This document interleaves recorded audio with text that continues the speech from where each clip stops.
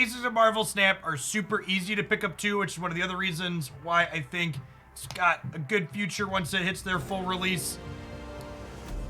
The base level gameplay here is there are 3 locations on the game board here that have different effects that flip up on turns 1, 2, and 3 from a pool of about 60. The goal is to have the most power at 2 of these 3 locations at the end of 6 turns. Your cards have a mana cost top left and a power they add top right. I'm going to play Iceman over here into Mojo World, which will give a card in my opponent's hand +1 cost, being a little bit disruption. And add 2 power here. Monster Metropolis, the card with the highest power here gets +3 power. So my collector gets bigger anytime a card enters my hand from anywhere except my deck. My deck's very good at making the collector large. So I'm going to go ahead and play him in the middle because I'll likely be able to benefit from the Monster Metropolis static text down the line.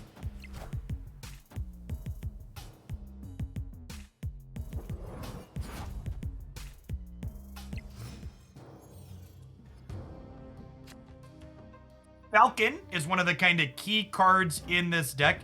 It says return your 1-cost cards to your hand on reveal, although that's actually quite bad for us. On turn 4, shuffle your hand into your deck and then draw 3 cards. So I guess we'll Angela and Agent 13 here. We're actually going to lose our hand to Alatane. So hopefully we redraw Falcon or pick up Beast.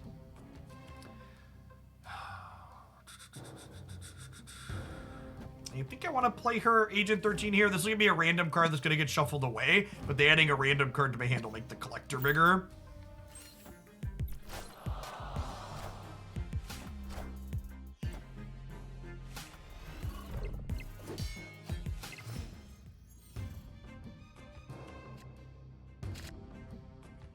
Locations in Marvel Snap are definitely the largest source of variance in the game, and I actually think that's a really good thing in a neat way. So if you see below my camera here, you'll see 12 cards listed. Because Marvel Snap decks are only 12 cards, they're all hyper consistent in what they do. So the locations are where the variance comes from. So Beast here picks up everything in the location where you play him out at. So we're going to play this 1-drop and this 1-drop here, and then Beast into Mojo World, and then he'll pick up all 3 of these, giving my collector +6 power. No, yeah, it's a super correct observation. Rocket Raccoon gets 2 extra attack if he's played at the location where my opponent played out here, so that's nice.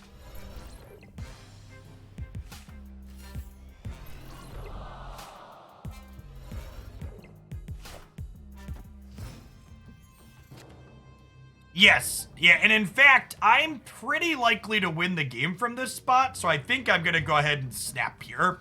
The snap mechanic here basically says this is how many ladder points this match is being played for. So if my opponent chooses not to retreat here, the match will be worth at least 2, or they could retreat and give up the points that they have. All right, what do I want to play into Mojo Worlds here? Angela's already going to be pretty big over here, so I think I'm going to play my higher power cards into Mojo World. And we'll have a pretty decent shot to win all 3 paths. Angela gets bigger every time we play a card to her path, so these 2 here will kick her up to 7.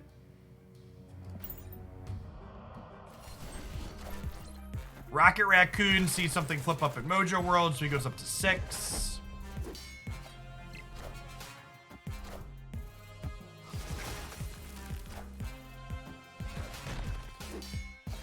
Yeah, the disruptive elements in the deck that we're playing are largely proactive disruption, like Iceman and like Korg that put rocks in my opponent's deck. Okay, so they're winning Mojo World because of Iron Man. So then the question is, where do I want to put Chavez? I guess we just put her here and hope that they can't beat 13 here on the right. We're gonna get got by a Shang-Chi.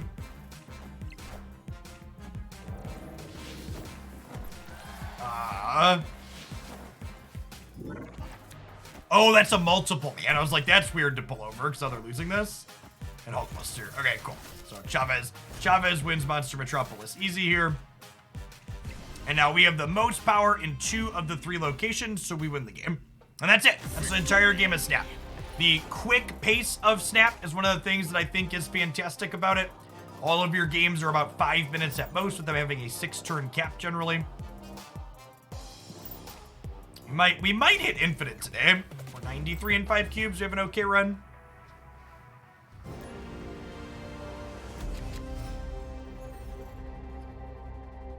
All right, so we have Agent 13 and two of our ways to bounce. So we're waiting for like a Collector or an Angela or something. On reveal, effects happen twice here, so that will let Korg put 2 rocks into my opponent's deck.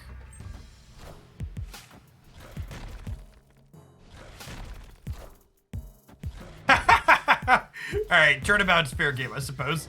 And remember, Snap decks are only 12 cards, so the effect from Korg is very, very real.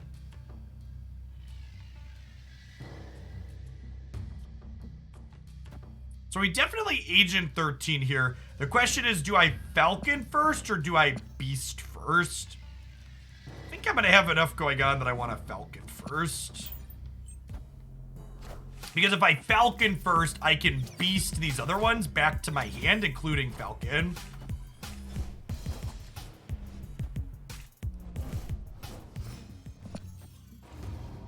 Oh, wow. Okay. Well, change of plans now. Drax is actually absurd into the left, because not only does his on reveal happen twice, but they Hawkeyed here, so we know they're playing into the left here. So 10 out of 10 gonna go ahead and Drax here, and then Drax is gonna be 12 power. Which is quite absurd.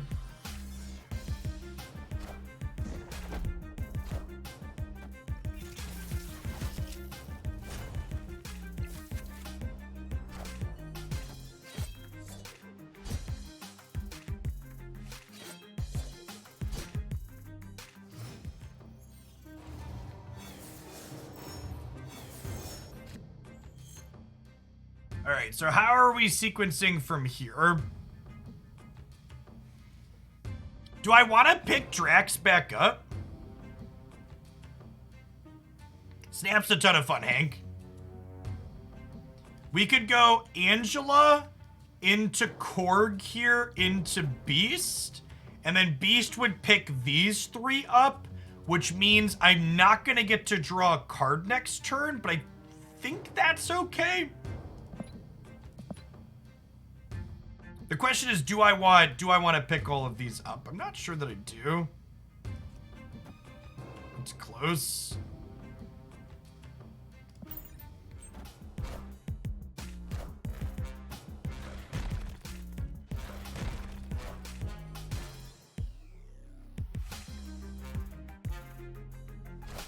This lets me bail out of Karmatage too, which is nice.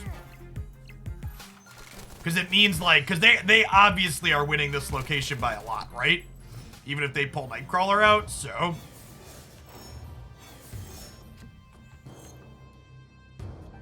So I could go Korg, Drax,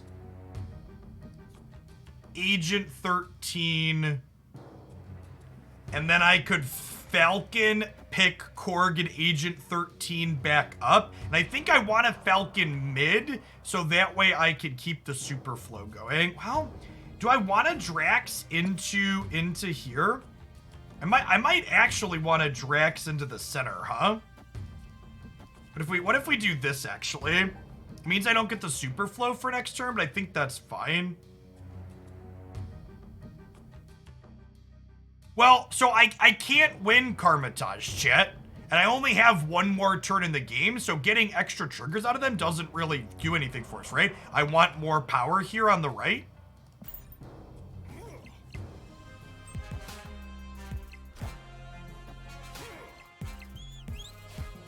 Okoye, oh god, are we gonna lose Chavez? We did not lose Chavez, that's great for us.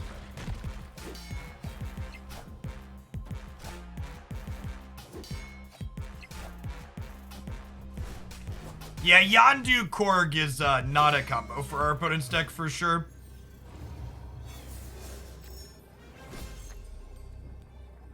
And our opponent retreated, yeah, because we just get to play Chavez plus Korg into the right here and have a ton of power, and they probably can't beat 12 power Drax in the middle.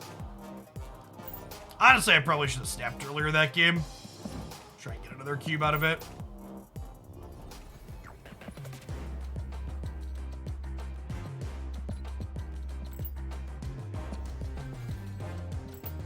Bum, bum, bum, bum, bum.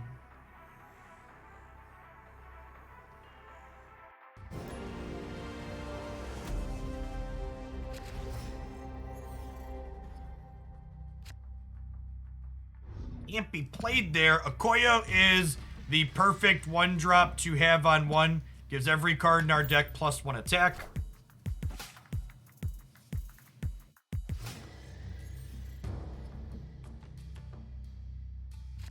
So everything we draw from here on out will be a little bit bigger. Collector is a very good draw. It means that Falcon plus Agent 13 are yet to do good work. So I think I'm actually going to Collector right. And then I think this is actually a snap turn.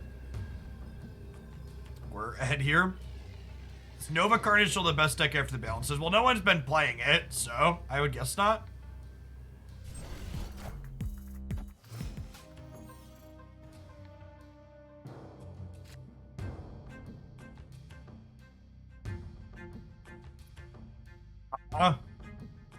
Do I think just Collector can win Clin? Yeah, probably. Or Collector plus Falcon. We'll Bishop mid, and then next turn we can Agent Rocket Falcon and then give this a bunch of extra power.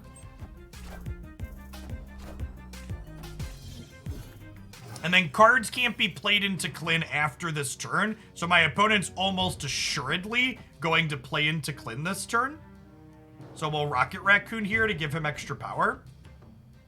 And then Agent's going to give me a random card, and then all 3 of these 1-drops are going to come back to my hand, so Collector's going to kick up +8 here to 9.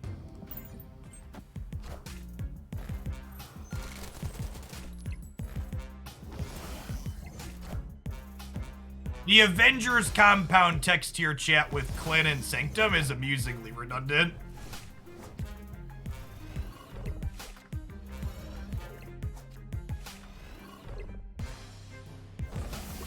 Speak of the Carnage and he will appear.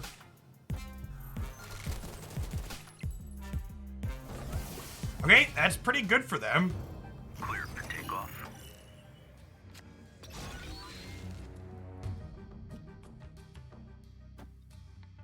Okay, I think we Angela into Rocket Raccoon into Beast. Is that the play here? And then next turn we can go Angela, Bishop, and other cards in the center. I guess the question is, do I think I need extra power here for the Rocket Raccoon, or do I want an extra 2 into Collector for Agent 13? I'm giving the Collector a minimum of +6 here. And then I could play this next turn for +8. And they can only really play 4 cards here, right? So I don't think I need to hedge Collector having extra power here. I think we just do this.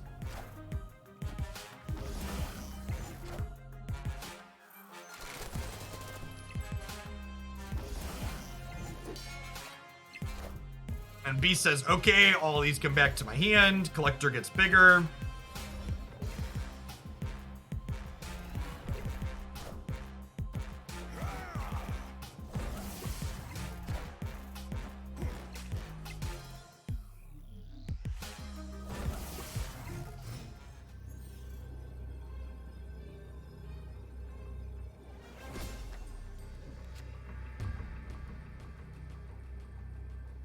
And then it's just Angela into Bishop into Raccoon, right?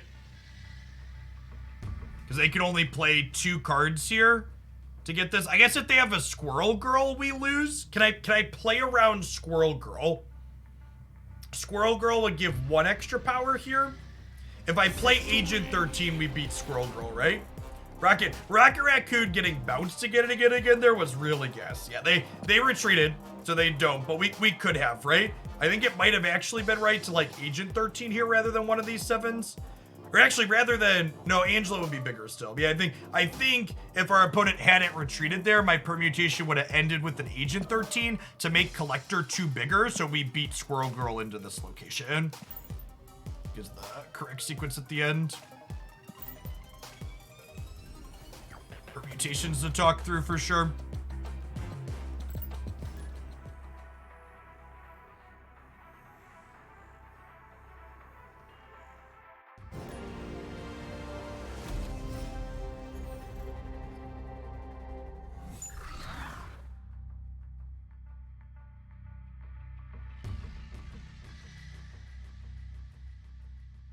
All right, never not a Koye on one, right?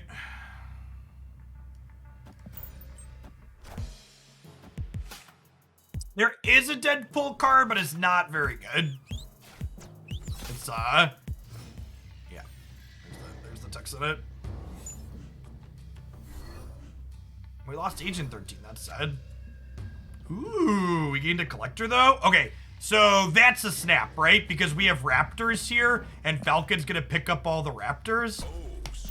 So we're gonna get to Korg into Falcon, pick up 4 cards, make Collector 9 power next turn.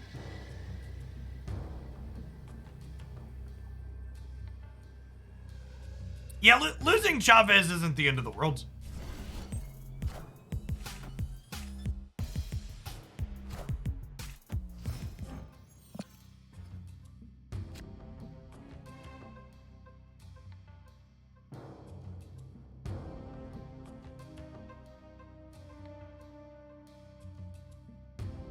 Hey, what's going on, Kokobe? Kokobe, if you Google it, there are ways to sidestep your way into the beta now, FYI.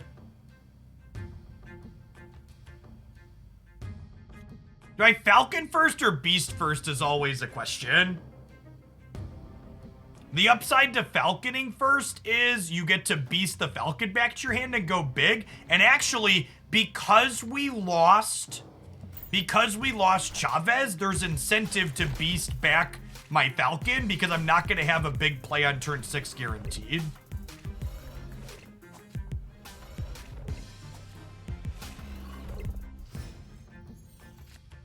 So now on turn 4 here, we go Okoye, Korg, Beast, and pick these 3 back up.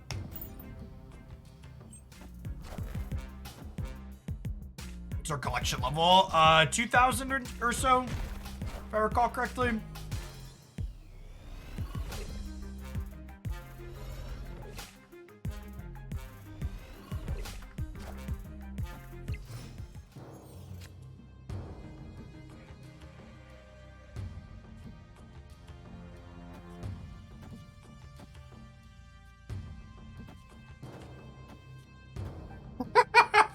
All right. Storm is a lot.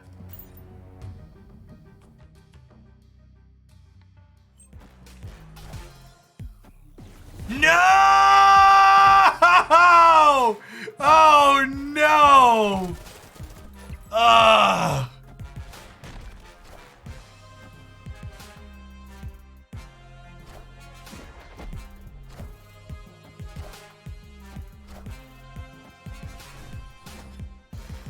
Okay, so that's a punish.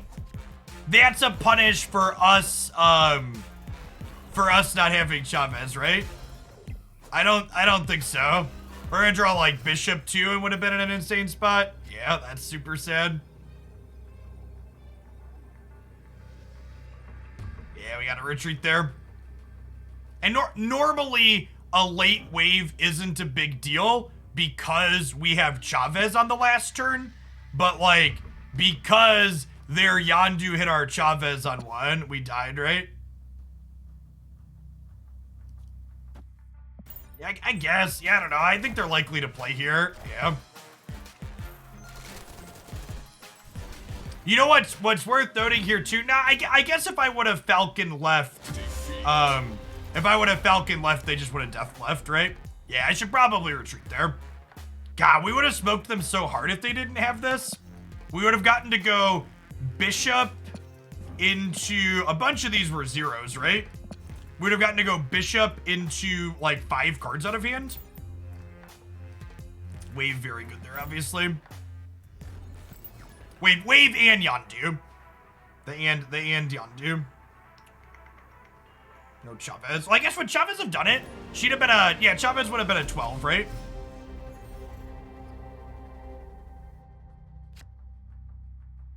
Good beats for the opponent.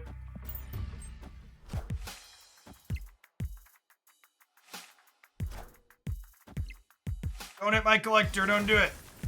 Deal.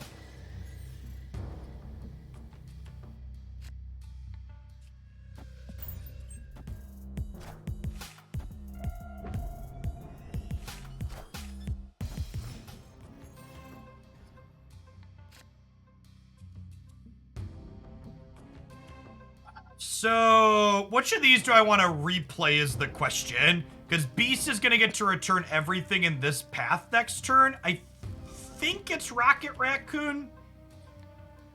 Although I guess they're not likely to play into Atlantis, huh? So maybe we just play Rocket Raccoon middle. I could also be right, just like leave Rocket Raccoon in the Dark Dimension for the end.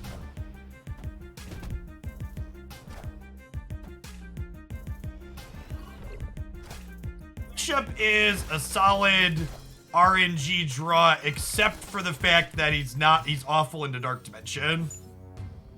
Yeah, we have 2 Dark Dimensions now. That's a yikes. Alright, so we're playing to win left and center, I think.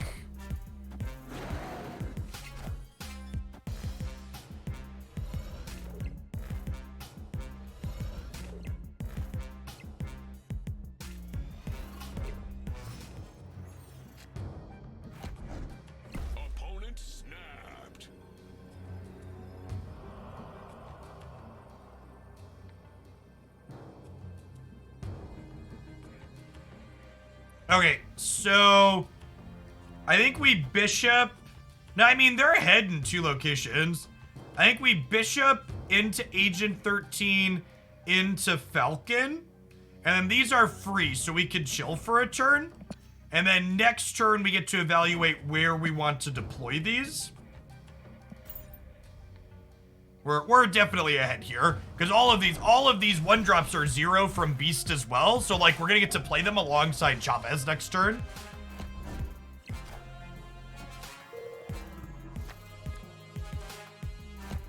Yeah, we're up by a lot at the moment.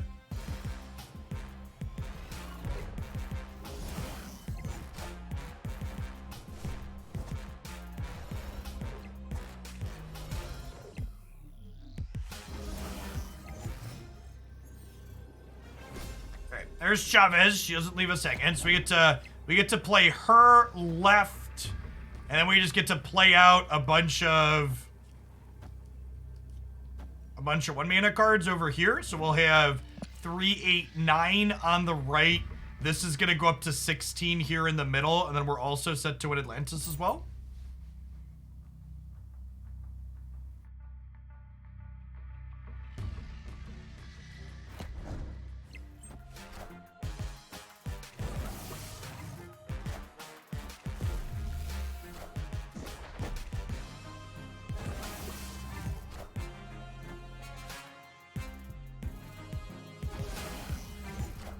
Because Dark Dimension, they're face down. Dark Dimension says these cards don't flip up until the end of the game. This location is actually very bad for our deck typically. Victory. What does Bishop do? Bishop gets 1 extra power every time you play a card. So he's one of the payoffs for bouncing our stuff back and forth with Falcon and Beast in addition to Collector. Angela, Bishop, and Collector are our deck's payoffs. We have asserted dominance over the bot. We have 3,000 credits I can't really spend, champs. I don't have boosters. None of these are the versions of cards I want to upgrade.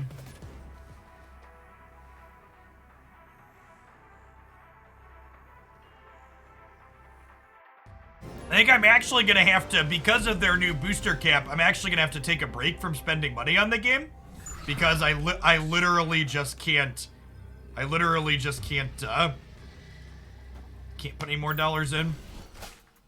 They snapped me on one. Have a rock. Collector?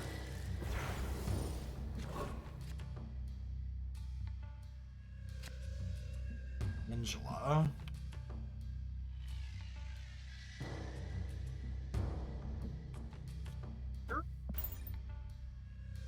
We'll play her center. We'll play bishop, right? It's gonna be a little bit of a late Okoye, but that's fine.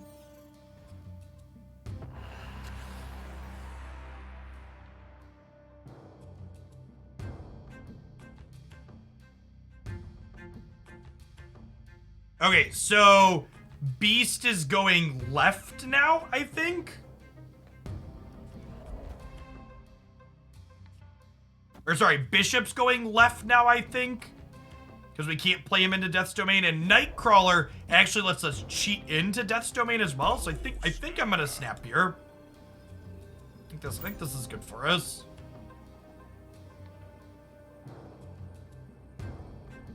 Yeah, Nightcrawler can not only teleport right, but he also gets to make Angela a 9 power card.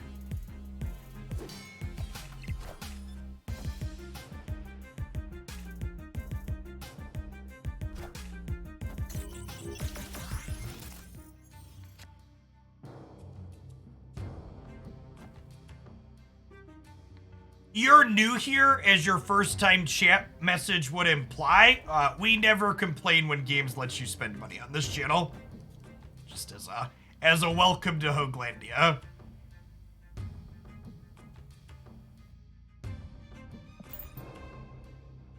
We're big. We're large sea creatures here. And for the record, the booster limit isn't just a problem for people spending money, it's a problem for everybody. Even minnows have a hard time upgrading the specific cards they want with the new booster change.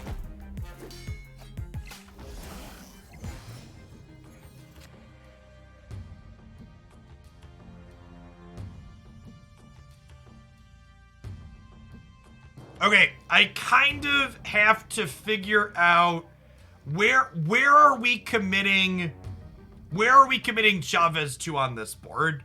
I think it's Chavez mid. So I think I'm playing Rocket Raccoon plus Iceman out left here.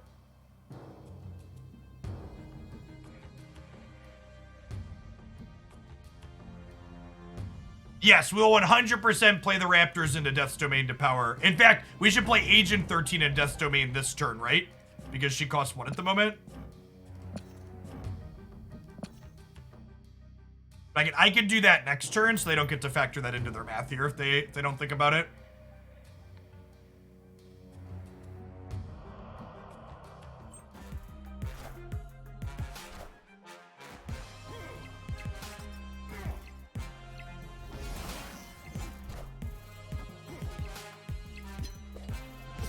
Hey, look, chat, we got rewarded for holding on to the Raptors.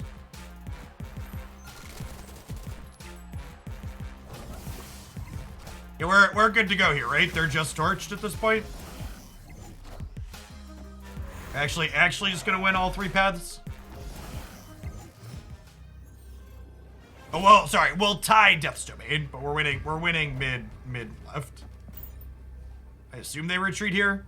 But I would also take 4 extra cubes, so dealer's choice. Do they have a Nova here, maybe? Nova could maybe get us?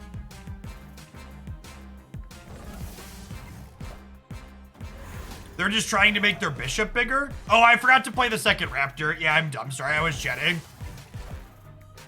This wasn't a bot, chat. It wasn't a bot. Do the bots snap on 1 now? This opponent snapped on 1. I didn't think the bots snapped on 1, but maybe they do now? I guess that would be a funny bot personality to have.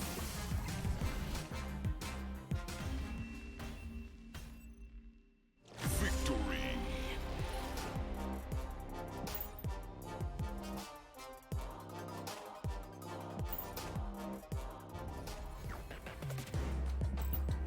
Yeah, I guess that's true. They have the black and white variant. No, it snapped on turn 1. The stakes, you can only snap once per game. The stakes always double on the last turn, Lambton. Opponent snapped.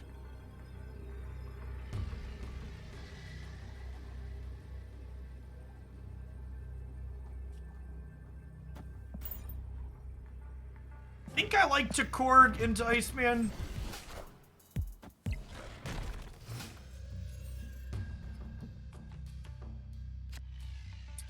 Dark Dimension is really bad for us.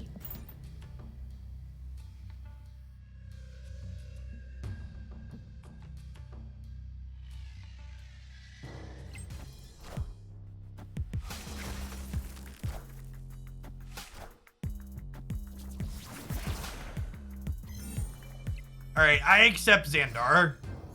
Location is fine for us. And actually with Beast here, Oh, snap. get our points in now.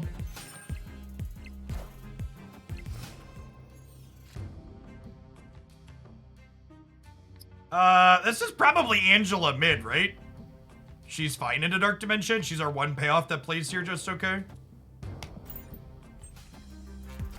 Our deck can leverage Atlantis fine if it's not the first location. You can like put a collector or a bishop there. But there's a lot of bad cards you can hit if you play there's a lot of inherent risk with playing into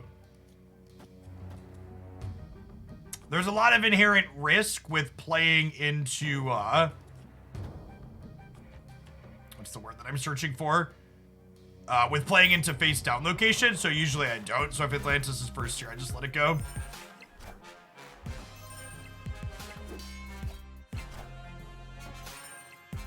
Alright, so we're winning Xandar, and then Chavez probably wins middle with everything else. Yeah, Taskmaster was an Agent 13 card. Not playing that one this game.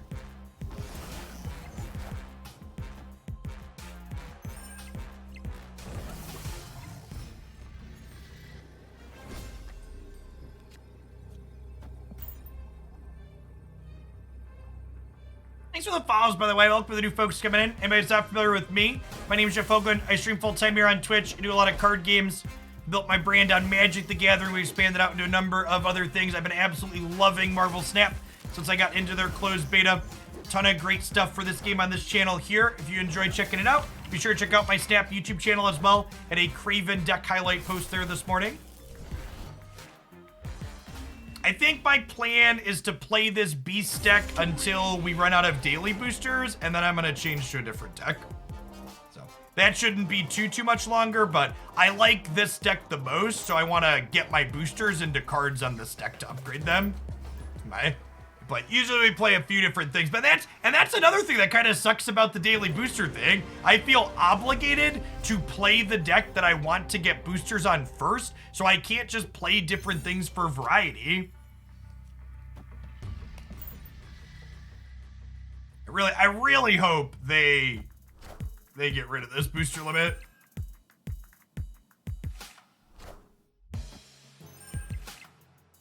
It's really a bad system.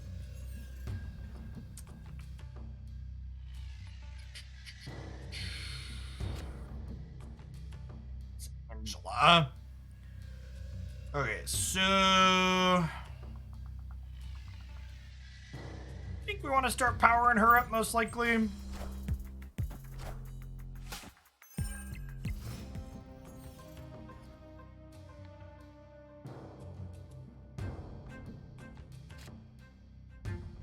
Falcon is great.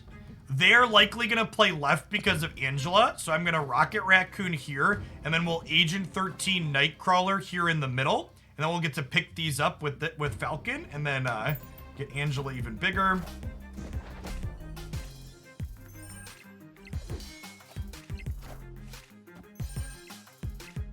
Oh, they're also a beast deck. That's great. They might just be doing the same thing we are, huh? Close to it.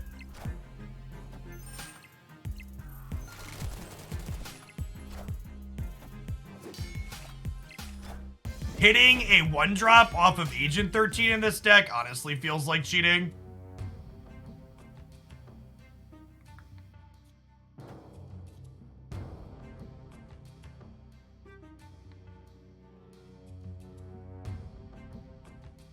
The problem with this sequencing is it's not going to let me play Chavez on turn 6, but I think that's fine because we'll be playing enough stuff with Bishop that it probably doesn't matter.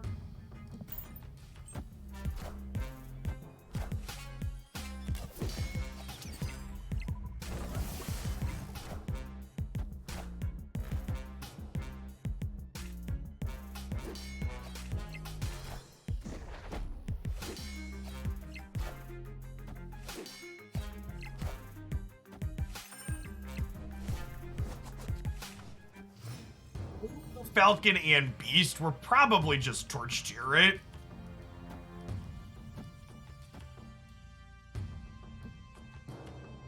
I guess, well, do I have a chance to win the Baxter building? Or do I think I need to play into Xandar? I feel like the Baxter building's probably a lost cause for me, right?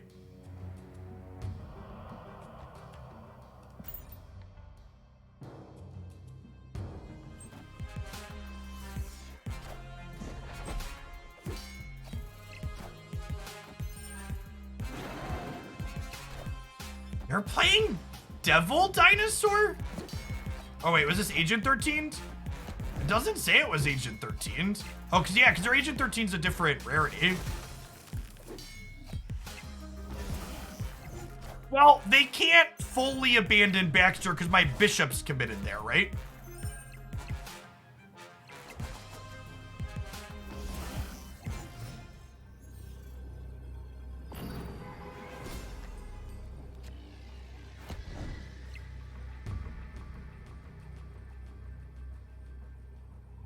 I guess there's like a game of chicken for like where I'm committing to now.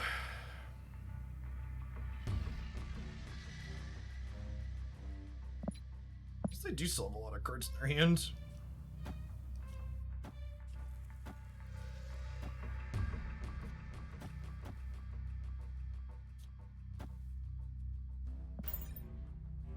I'll stay in for 1 cube. This game could go either way.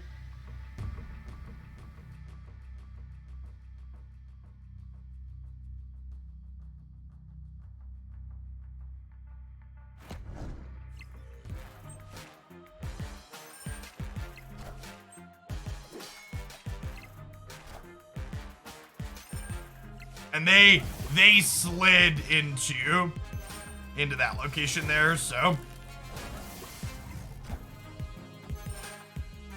yeah. I don't think there was really a lot we could do there. Their draw is just pretty significantly better than ours. They had both Beast and Falcon.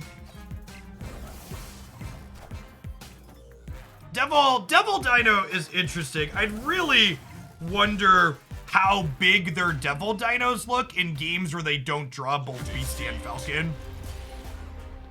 Because, like, when I played, well, I wonder exactly what's different. Because, right, like, I ended here with only 2 cards in my hand, and I often end with 0 cards in my hand in this deck. It's a pretty common occurrence.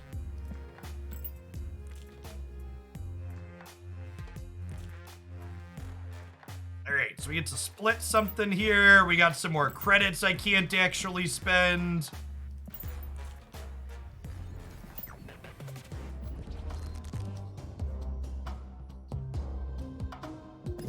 Swap our Angela out for our new Infinity split one. Oh, I didn't mean to remove her.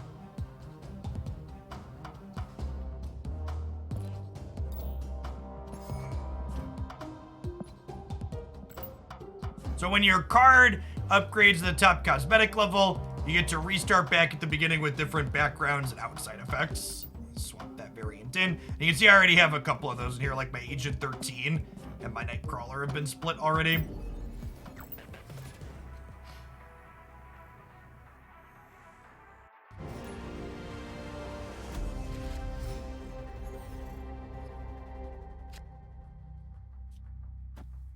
Rocket Raccoon here on 1.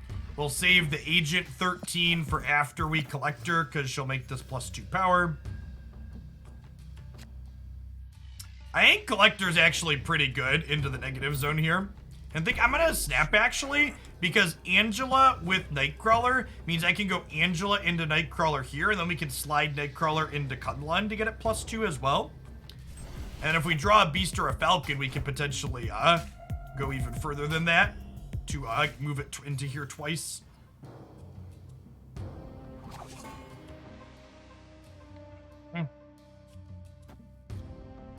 Ninja's a little sad.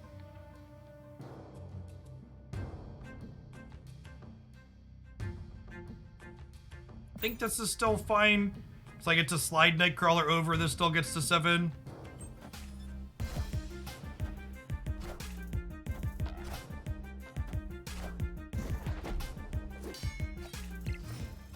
Another 1-drop's our best draw here. Falcon's not terrible. Falcon actually lets us pick up Ninja here, which is gas. So I think we slide Nightcrawler, go Agent 13, go Falcon. And then next turn, we could like deploy a bunch over here plus Beast.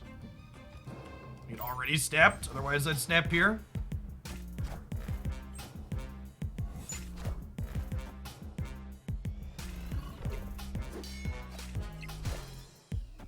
This picks up 4 1-drops for us. Urkadar, thank you for the almost 5 years. I appreciate the pride. Welcome back.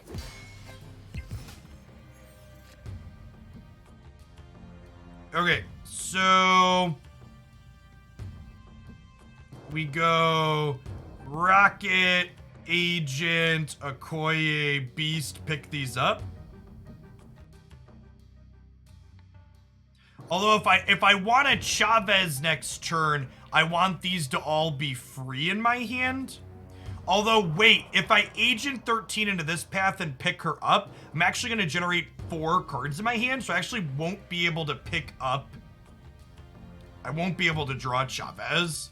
So do I actually want a Nightcrawler here?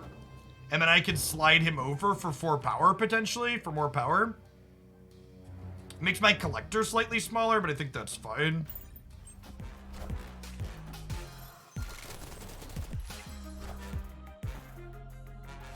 I could Okoye rather than Agent, is true as well, but Agent means my collector gets bigger, which is nice. Although maybe he doesn't need to be bigger with the Beast Bounce.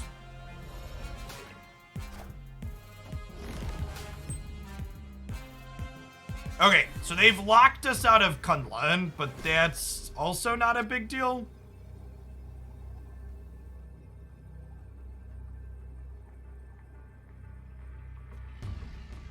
I want to play around Shang-Chi on the right? So I want a Rocket Raccoon here rather than Chavez.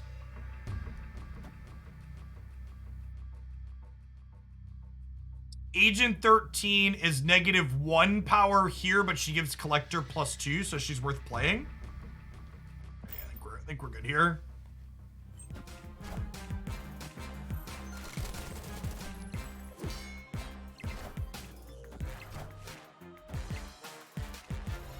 Shang-Chi beats center? He does not, because Chavez is 7 power from being in the negative zone.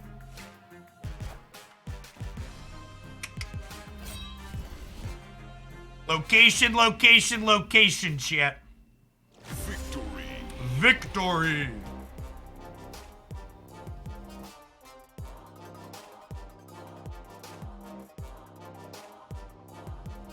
It is sweet. Yeah.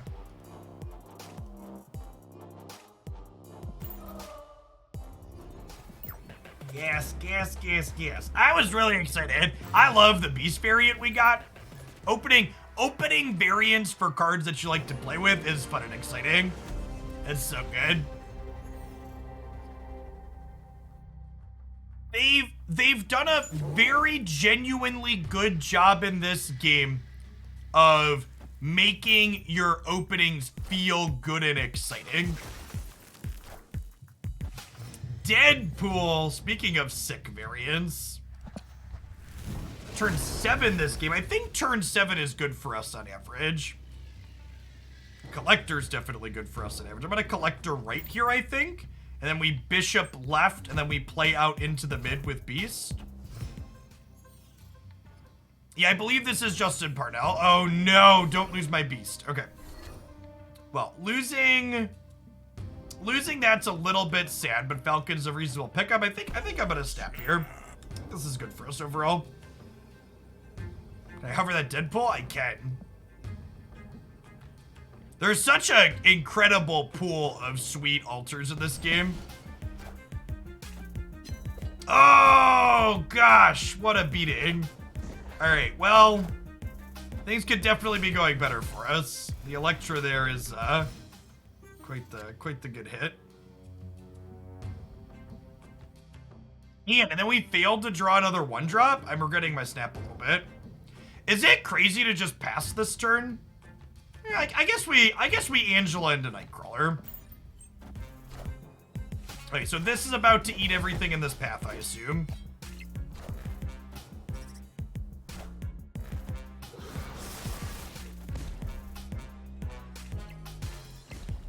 So Deadpool doubled in power and went back to their hand. They have 14 in the mid now. So I can move Nightcrawler here, play Korg, play Beast.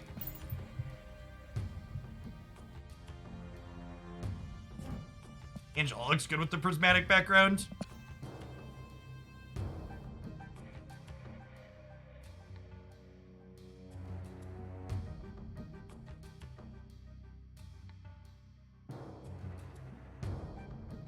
This might be a play Angela left angle.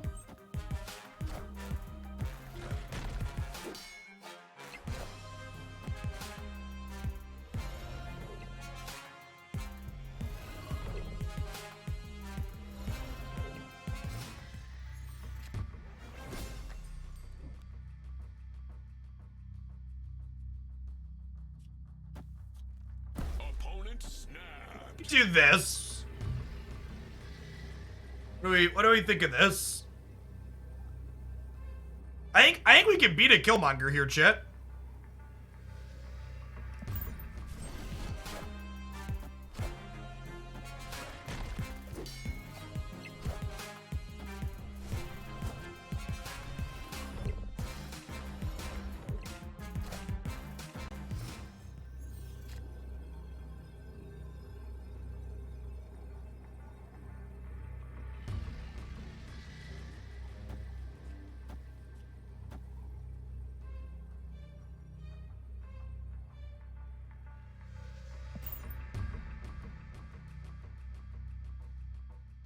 If they had Killmonger, they would have wanted to do it last turn, right? To get the Deadpool doubled?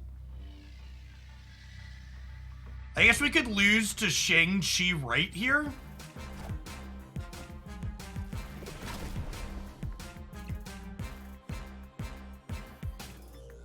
We beat that, right?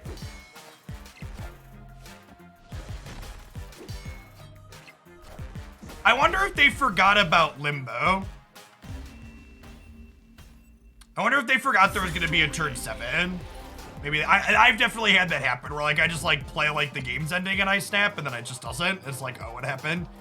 Yes, Nightcrawler can be moved once per game with the asterisk. If we bounce him back to our hand and replay him, we can move him again.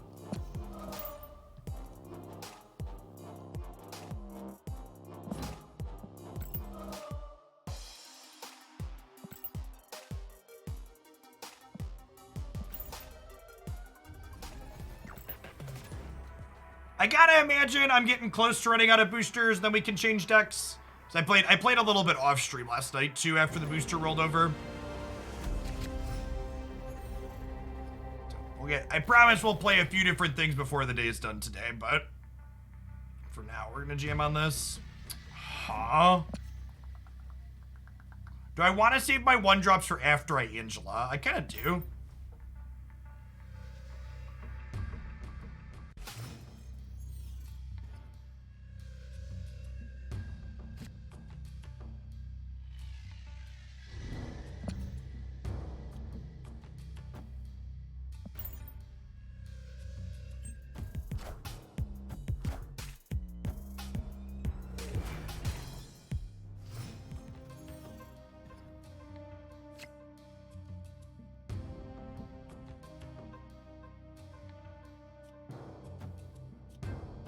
do this. And then next turn, we can go move Nightcrawler, Agent 13, Iceman, Beast here.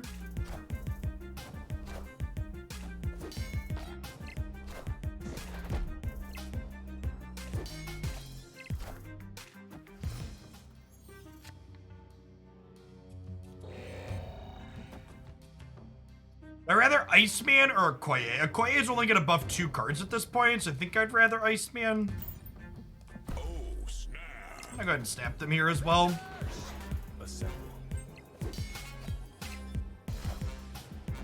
I mean, I think they were just playing into their Angela path, right?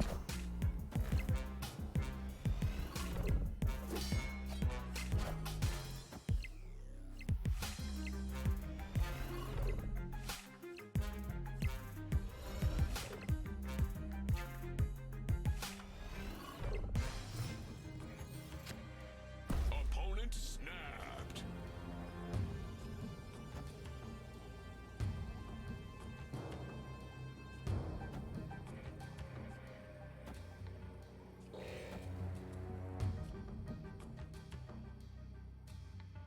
Yeah, I mean, like, we're super likely to win this, right? Because of Moon Girl.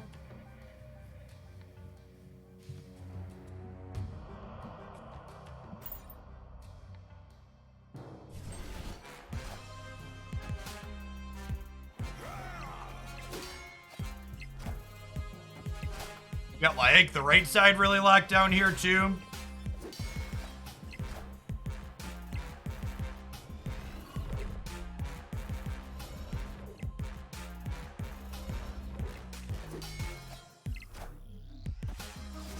And then, so we're technically tied. I was gonna say we're tied in the danger room. We are not, but that's fine. I think we just Chavez mid, then this game is won, right? I don't think they can beat 15 in the sewer system. Even Shang-Chi doesn't beat us.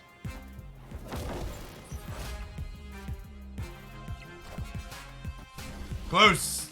Close. Victory.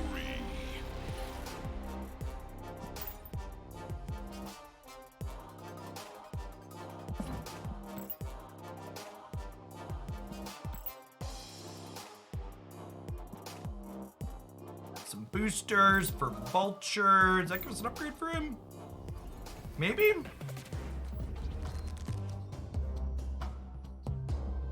Does. Look at that.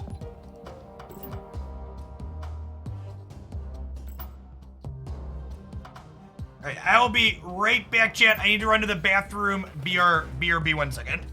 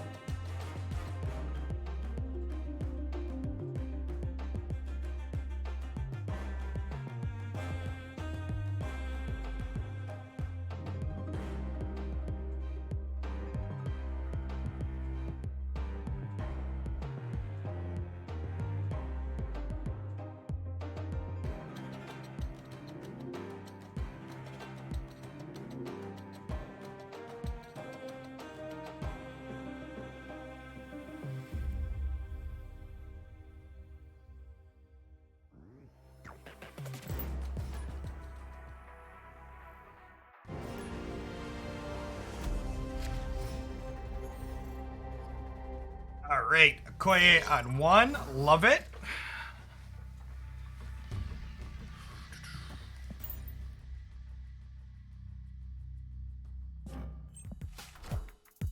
1000 prismatic blue, chat.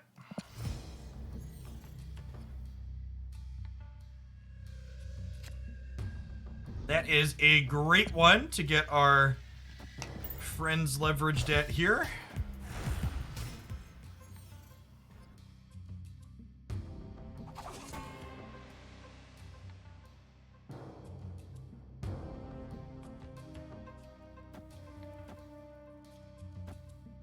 I think we do this, and then we plan to beast into the center. There's a question, right? Like, do I just do this and, like, fully commit here? But then I have nothing else to do for a little bit, right? I think we do this, then we plan to beast these back. We'll miss a turn of Murray Isle pumping these, but we'll get to redeploy them and get more interplay effects. Yeah, they sent me a coffee mug and a baseball hat and some other miscellaneous stickers and stuff when they announced the closed beta.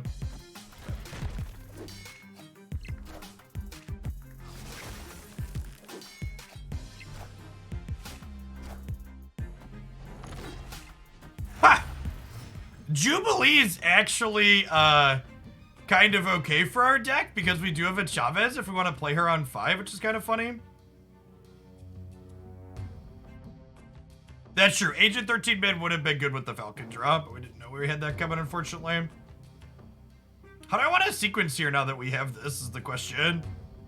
I think it might still just be Beast middle. I guess I could just Falcon mid and pick these other things up. I suppose I could also just Jubilee into the Shadowlands, assuming we're gonna hit Chavez, and let the rest of this ride for a turn. Let's do that actually. That kind of sets me up to be able to do things on turn 6 as well with Chavez out of the deck.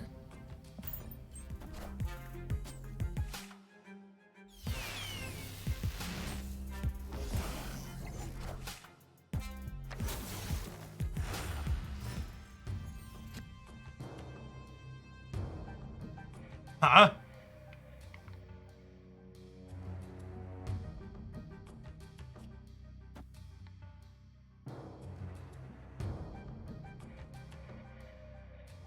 Did I expect them to play into the hub or the Shadowland?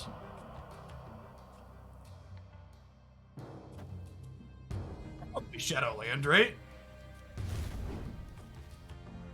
I think I'm gonna Falcon pick the rest of these up here that are left.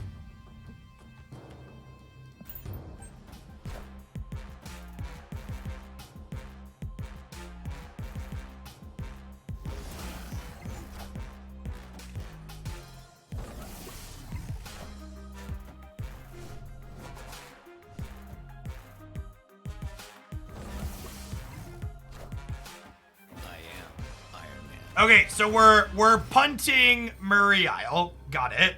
And the fact that Beast let us just bail Angela out of there is huge. So we get to go Angela here.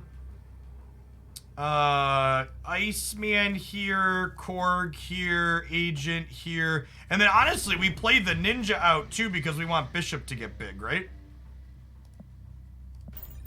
We're in a pretty okay spot here. We're playing 1, 2, 3, 4, 5, 6, 7. So this is going up to 14. So this will be, we're adding 12 power here.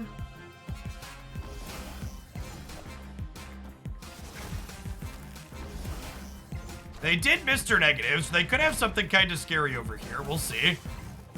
This game's not unlosable. We'll see if we get punished for Iceman. We could have put 3 more power here by putting Agent 13 over here. Perhaps I should have.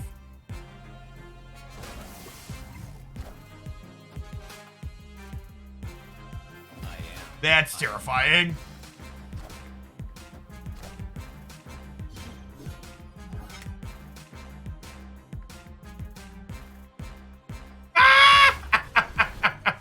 Get corged. Get corged. Victory. Good old rock. Nothing beats rock, chat.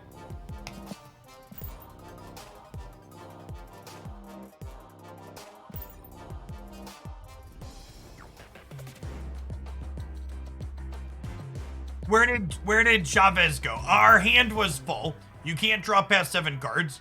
So on turn 6 we couldn't draw Chavez because we had picked everything up to our hand.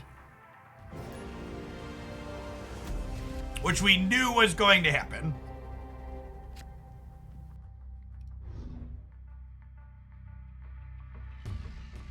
Adelan is so awful for us, chat.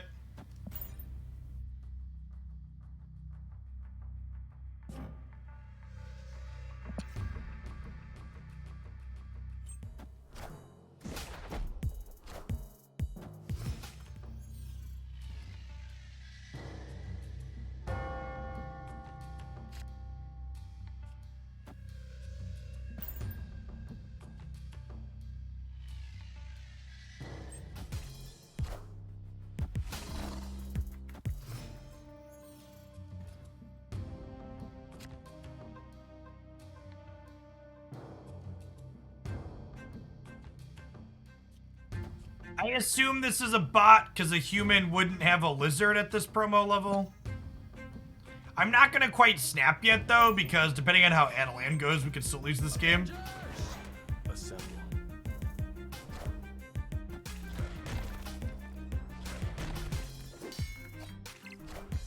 Putting 2 rocks into their deck before they shuffle their hand back in and draw some is a good beat though. Goes well for us.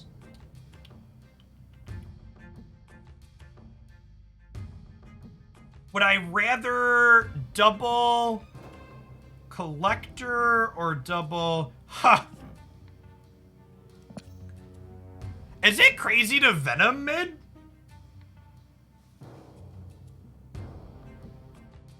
I kind of want to Koye mid though before we draw our last couple of cards. That's close. Venom could be funny mid. He destroys everything and basically opens up extra path. We're giving up the rock territory, chat. They have the Ghoulia.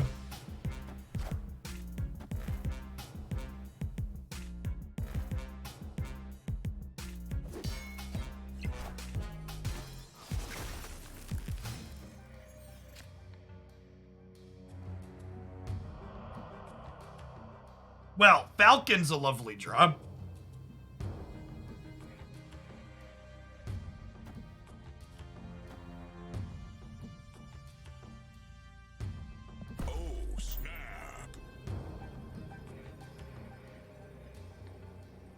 This puts Collector to 10, and in a way it puts Collector to 14, so we'll get to replay Agent 13.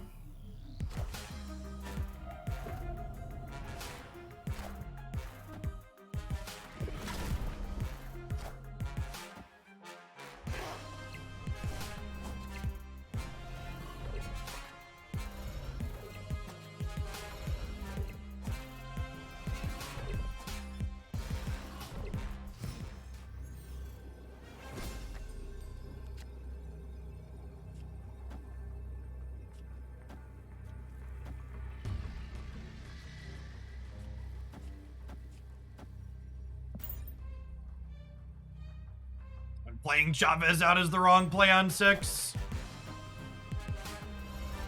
Haha, it's kind of funny.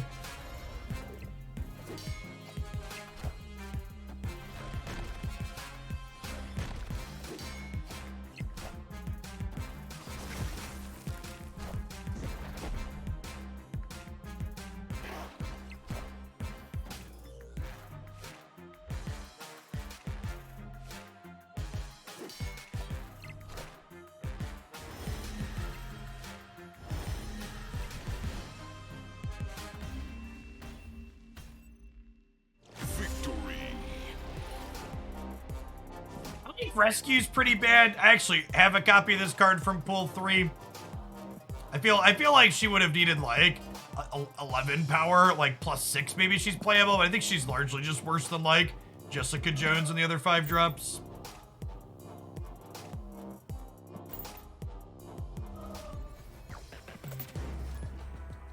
Will you get in trouble for playing the APK? I do not work for Second Dinner, nor do I have any official affiliation or capacity to answer a question like that.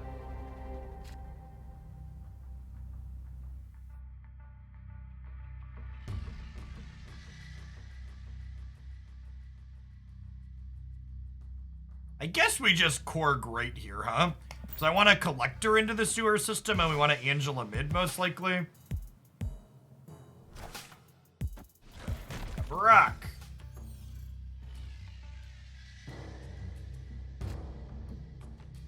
So we don't want an Angela mid.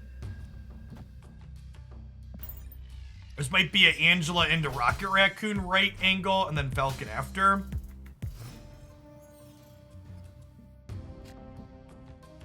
Feels like a hey, we're punting nowhere game.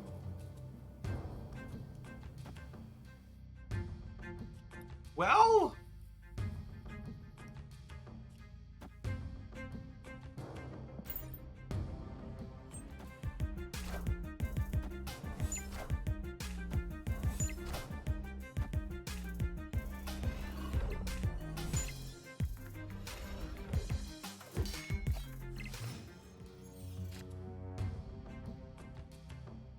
okay, so Falcon is currently bouncing 1, 2, 3 cards back to my hand. So I probably want to play out... I want to be able to draw a card next turn, I think.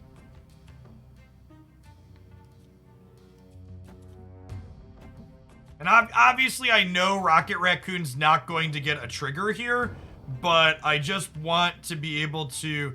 Actually, maybe I don't want to Koi it. No, wait. Oh, shoot. I meant to do that in the other order. I meant to Rocket Raccoon and then pick that one back up.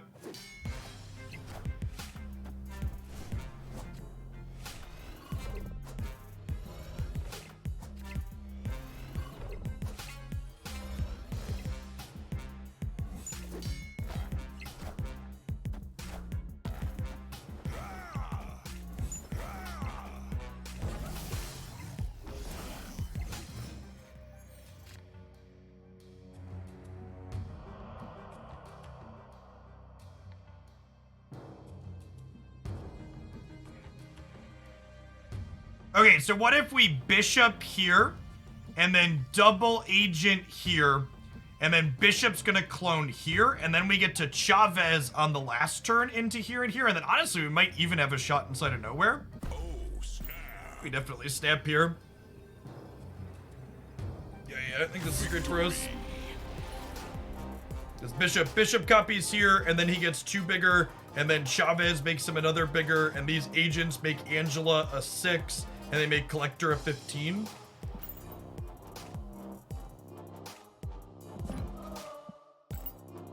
Upgrade.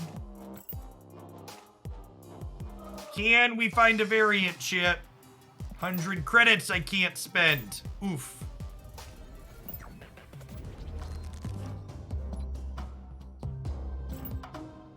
Quinjet here. Maybe that's the deck we'll play once we run out of our booster upgrades. Maybe we'll work on a Quinjet deck.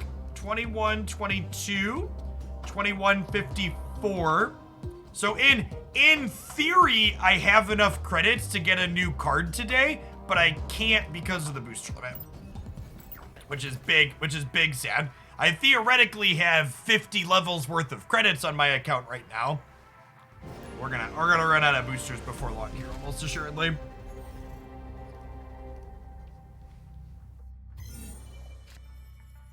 Good old Rock. Nothing beats Rock, chip.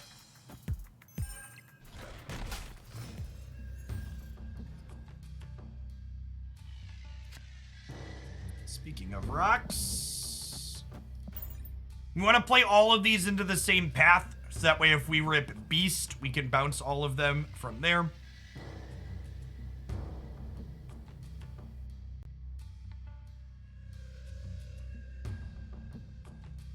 The developers in the Discord server said they claimed the booster limit was not intended to encourage you to do fast upgrades. What are the odds the opponent draws Rock if you play it on turn 1? That's a good question that I actually don't have the math done for offhand. Crimson Cosmos is absolutely rancid for us. That's a big oof. I think we have to Bishop here into the center.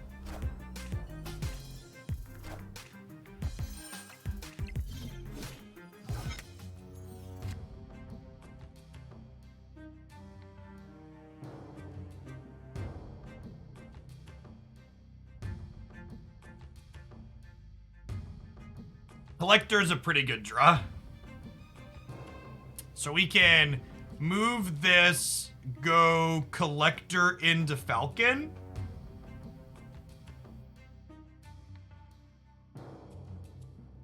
And then the question is, how are we fitting in Beast? I don't know.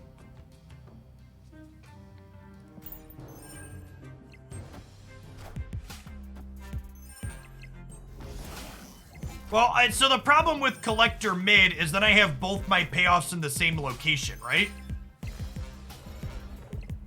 I need to try and win 2 of these 3 paths. The fact that Crimson Cosmos is here really kind of fucks us.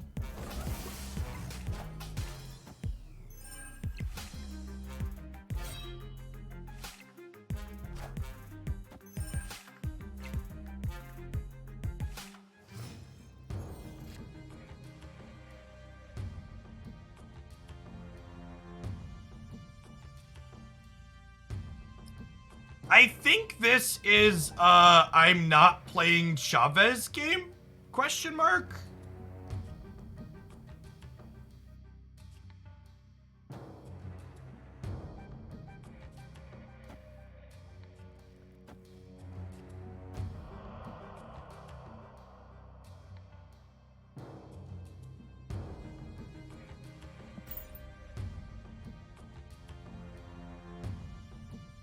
I think we're gonna try and win Xandar plus this one.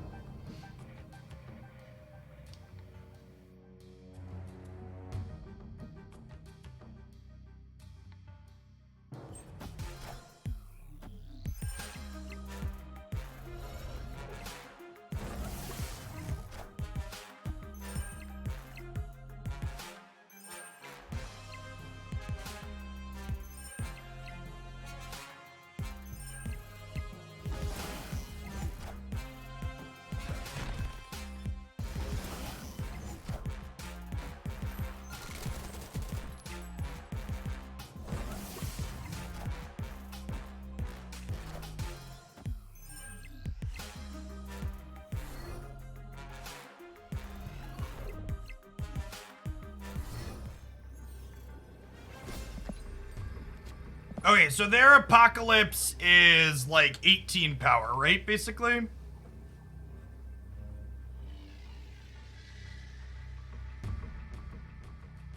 Yeah, Angela, Bishop, and Collector, they all keep their power when they go back to your hand.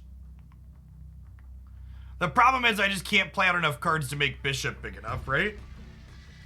Can I?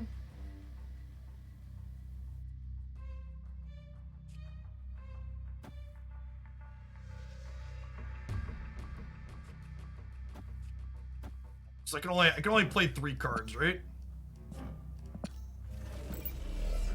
Yeah, I think we're just dead because of Crimson.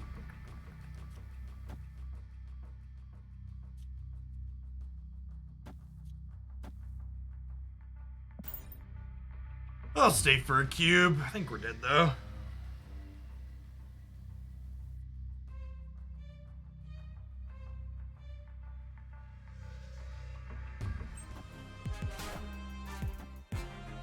This is 18. Yeah, because Falcon picks up my stuff here is the problem.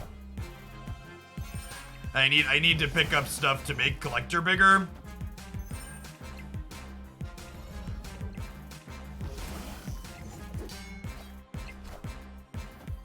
Wait, do we win the tiebreaker? Because they didn't play into Crimson Cosmos either, right? What's the tiebreaker end up looking like here? No, we lose the tiebreaker, right? Close. Defeat. This was definitely much worse for our deck than it was for theirs.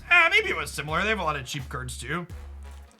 Would it have been okay to Angela before Collector? Maybe. I don't know exactly how the math works out there. It could have been. There are a lot of permutations the way these turns can be played out, and you only have about 30 seconds to count. So if you count it and tell me it works out better another way, I'd believe you, but we still lose it with that sequence, right? Because it's 20, 26, and we're up by 4, and they're up by 5. They're up by 6.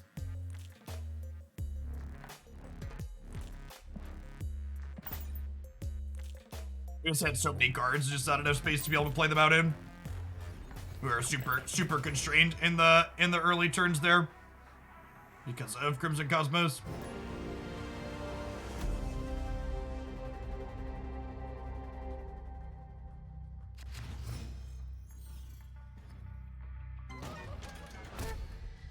All right, not playing into Murder World.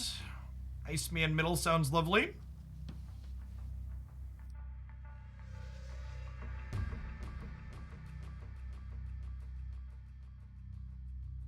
In general, if you're going to suggest a different line on my stream, I would prefer that you come at it from the angle of, Jeff, I think this other line is better because, and then explain why you think that other line is better, rather than saying, Jeff, do you think this other thing is better? Because the short, blunt answer is, no, I think your suggestion is worse because otherwise I would have done the better thing if I saw it.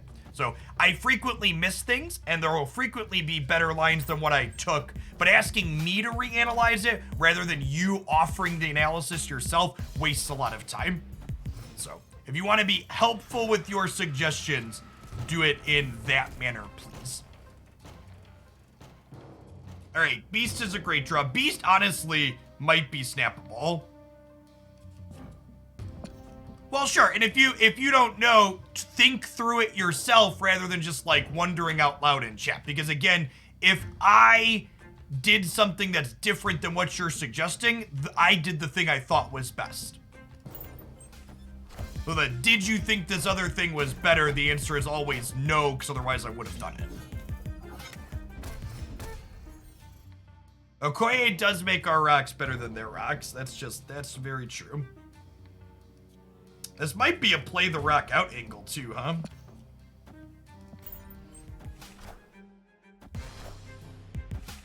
Oh, the rock does get power in DC. That's true. That's funny. It is in fact abilityless. That's fine. Hopefully we draw Falcon. It can bounce it. Bishop.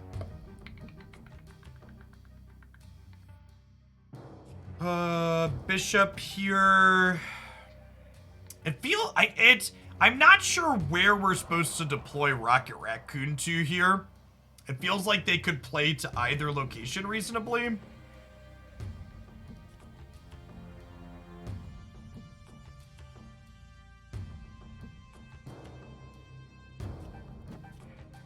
gonna deploy like this because if we draw Chavez, I want to be able to Chavez in DC potentially. They might be punting Subterranea here, it feels like.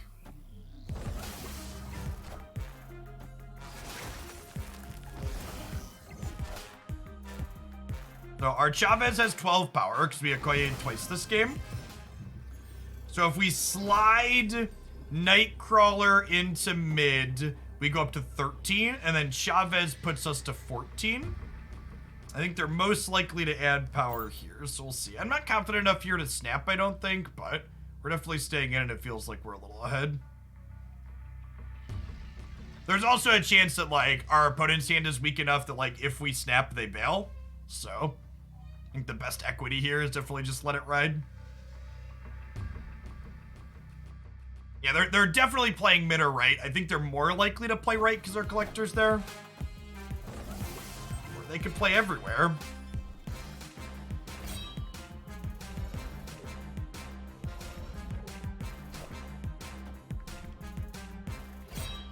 Okay, so we win Subterranea. DC's getting a little sketchy here. Close. Close game. Victory. Swarm with Collector is a really neat one too. I don't know that the Moon Girl seems super necessary, but hey, that's my second Infinity Split on this Chavez variant. That's exciting.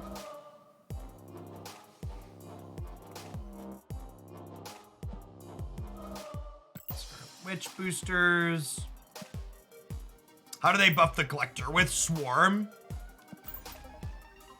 Alright, let's split her the second time, huh? What is an Infinity Split? So, those boosters we've been talking about that you collect lets you upgrade the cosmetics on your card. So this card is now at the Infinity level, which is the highest cosmetic it can have. But when it gets to that infinity level, there's this split button that lets you get it back to the base level with a different background or outside the frame cosmetic. So if I click here, we can see the variance. So this is the base artwork Chavez. This is the, what are these Chavez? Chavez actually kind of has a rainbow background to start, so maybe she's not the best one to show it on. But you keep upgrading and eventually you get things like chromatic backgrounds and stuff too. Yeah, it's like a rebirth mechanics, you can keep upgrading them.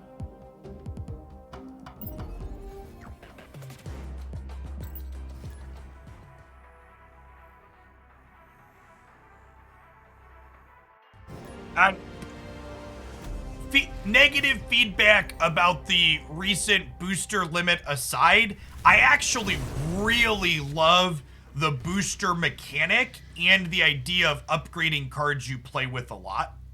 I think it's an incredibly satisfying thing to do.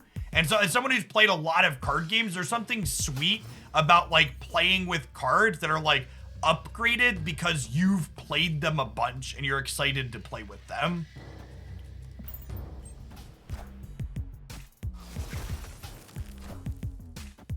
Get Raccoon hit here too.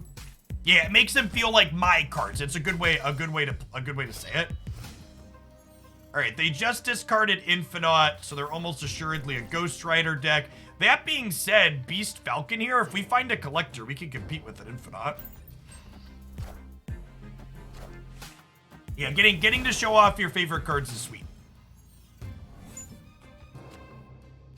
That's a Korg. All right, well, we'll go ahead and beast this turn. That's all we can do because they waived.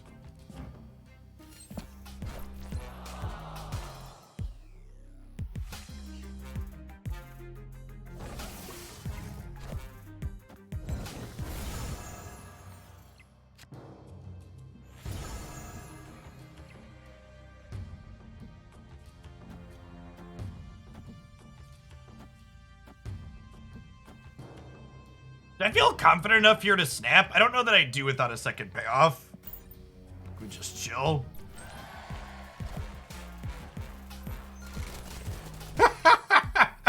Well, I mean,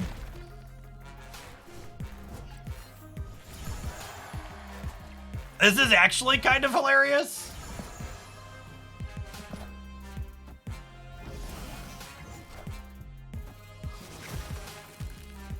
Because, like, Leader gave them a bunch of cards, but then, like, Falcon sent them all right back to their hand.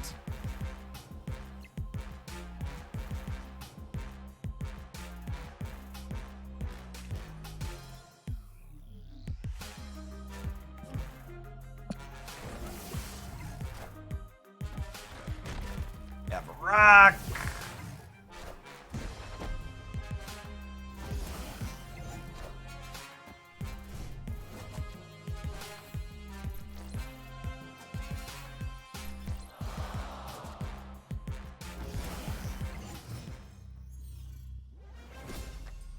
Okay, so we're gonna go Iceman, Okoye, and I guess I can't Korg for free. I think I had Chavez left here. I think I'm gonna hold on to Rocket Raccoon to wait and see where they play next turn. To wait and see where they might be likely to play next turn, I should say.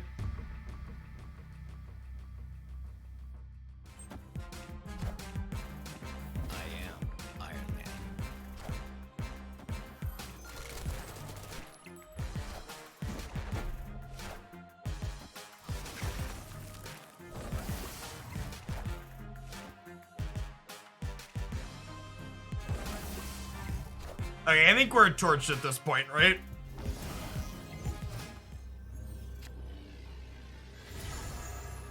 Yeah, no collector, Angela. That was a rough set for us here. I really needed a second payoff this game in order to keep up. Bishop's definitely the worst of our three payoffs. Sometimes he can drag a game across the finish line, but I guess, can I win mid? I have 5 cards in their hand. Can I win mid here?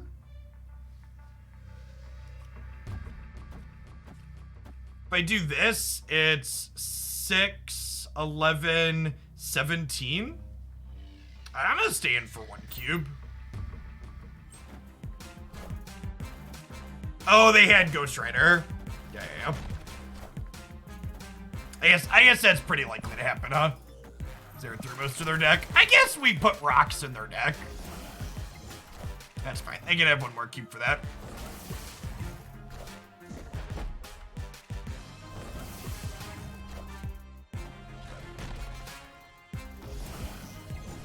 I think Ghost Rider probably gets my vote for most powerful thing you can be doing in the game right now.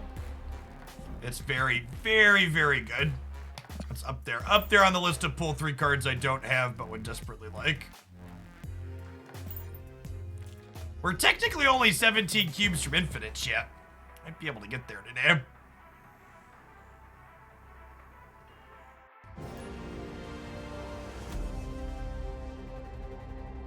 Yeah, Sif plus Ghost Rider specifically is very, very good.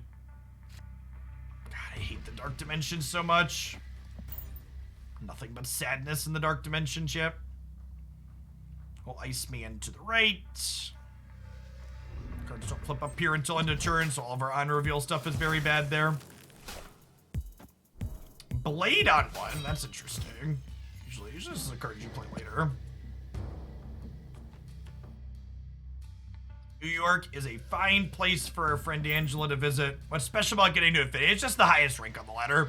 You get an extra cosmetic, cosmetic thing. Rank 90 was my goal for the season because you got extra gold. I get extra gold at rank 90. What a tilter! 19 out of 20 on Korg. Couldn't you stay in for one more turn, opponent?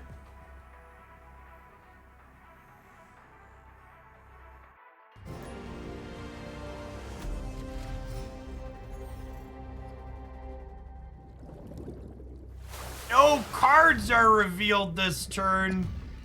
I have a Koye and Korg? That's so sad. I'm really glad this one's not the featured area anymore. It's a drag. It's not quite Dark Dimension drag, but it's pretty close. Does this count for Rocket Raccoon?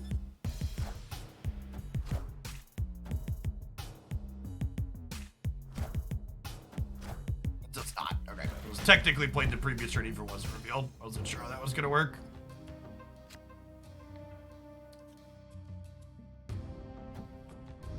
Alright, I think Collector into Cloning Vats is a snap, right? It's gotta be. Oh, snap. An Iceman there as well.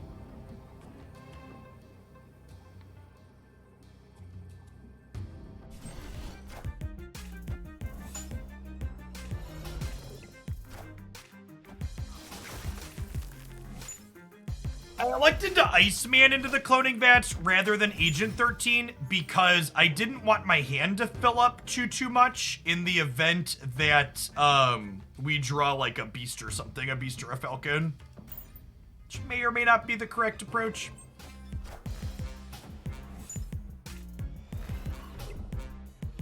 We are collecting collectors is a big mood.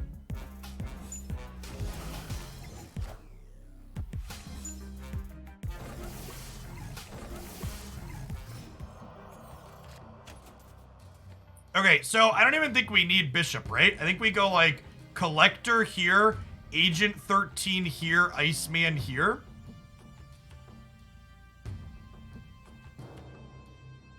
Well, do I want, well, so if I definitely Collector here. If I Iceman and Agent here, they get the Stark Tower bonus. And then next turn I could Chavez, right? And trigger all of these.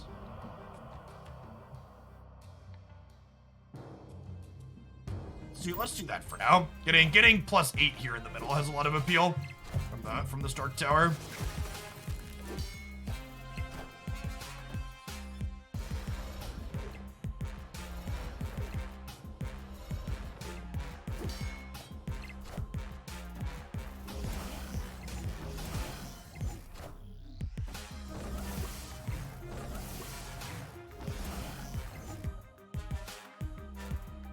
Okay, and then we're guaranteed to draw Chavez on 6. That's how our deck. That's how the card works.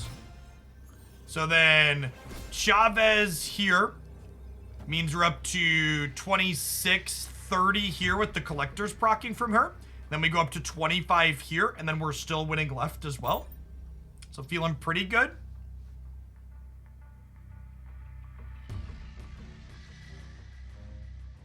Collecting collectors is better than collecting bishops, turns out. It's hard to leverage a lot of spells if you're playing a 3-mana card every turn. Collectors didn't get particularly huge this game, but there are many of them, and the many are mighty. Many mighty collectors.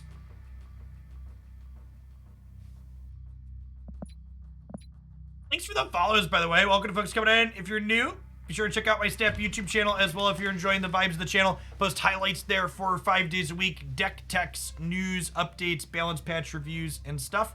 Had a Craven deck highlight post there this morning. There's a card that was buffed in the most recent patch. I'm going to take a crack at brewing with it.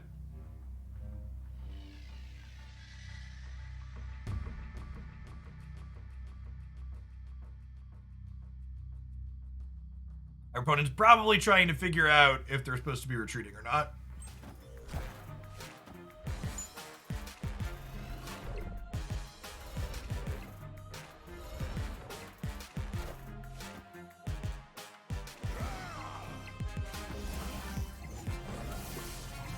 Ooh, we die to a... No, this can't be Shang-Chi, right?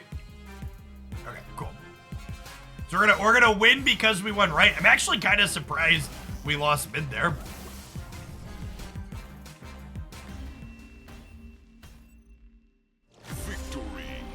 Victory.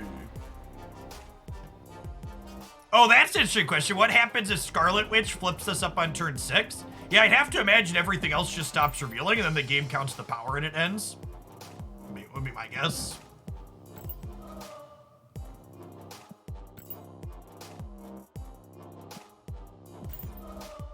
"12 cubes from infinite shit." Where do I live? I live in the central United States. My last name had relatives immigrate here many generations ago from one of those places, but I am very, very American.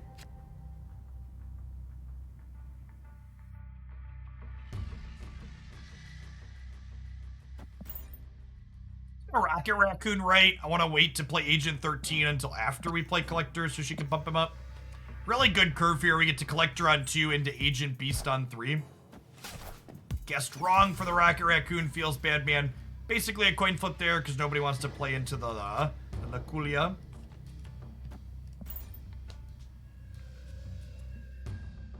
Did the Nova change kill the Nova Carnage deck? I have no idea. So what typically happens in card games, if you're not super familiar, is that when a thing gets nerfed, even if the thing that got nerfed is still fine and playable, people just stop playing it. So I plan to revisit the Nova Carnage deck at some point, but I haven't had a chance to yet. Hey, Hemadazin, thank you for the Prime. This is my full-time gig here on Twitch, and I wouldn't be able to be without folks like you. So thanks for keeping me around. It's a Pump Collector up 1, 2, 3 times with this beast. And the question is going to be, where do we want to deploy this Angela to?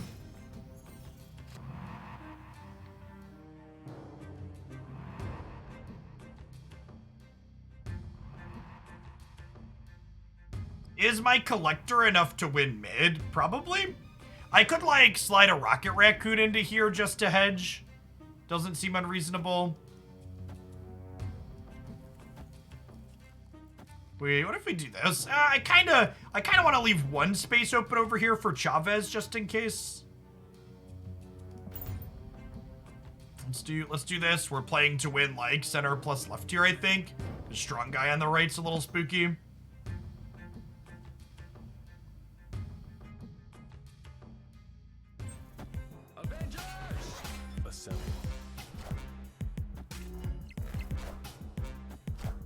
They did not play for mid. We're gonna put a bunch of rocks into our deck, but that's fine. We have Storm and Mojo here to play next turn, and then we're guaranteed to have Chavez on 6. All right, with them not playing into Clan, it definitely feels like a snap this turn angle, huh? I think we just do this, and then if they load up into Wakanda, Mojo ticks off, and then maybe we have a shot, and then even if we don't have a shot here, Chavez into left should mean we win there, so she'll be plus 12 with the Angela trigger.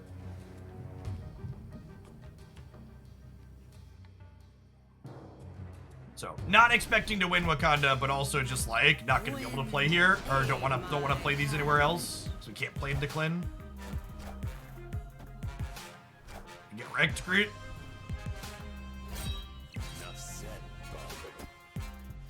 Ooh, they cheated a Wolverine into Clin. That's fine.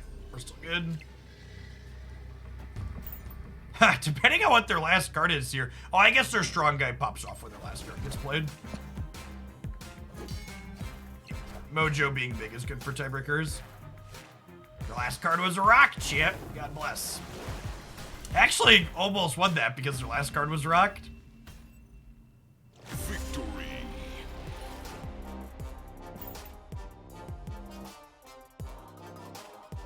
Alright, chat. We just need to juke some poor kind soul out of 8 cubes in this next game.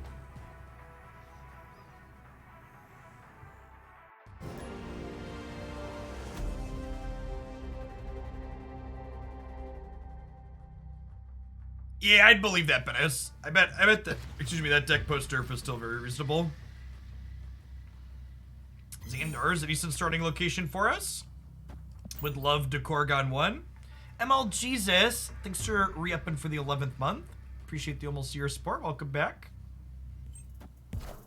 You wanna hold Agent 13 because we could peel Collector on 2, and then she's better post-Collector. If we don't draw 2 mana payoff, we probably just go double 1-drops into Xandar to kind of set up a beast bounce for down the line. There's some weird hang in this patch for when you Okoya, the game hangs for a second occasionally. Hey, look, and there's the Collector, chat, just like we drew it up. So I'm gonna snap on that one, I think. So we get to Collector into Kunlun this turn, and then we get to Agent into Beast, give Collector 6 power next turn, with a guaranteed 2 more power when we play the Agent down the line. Kunlun also makes our Nightcrawler a touch better as well. Bishop.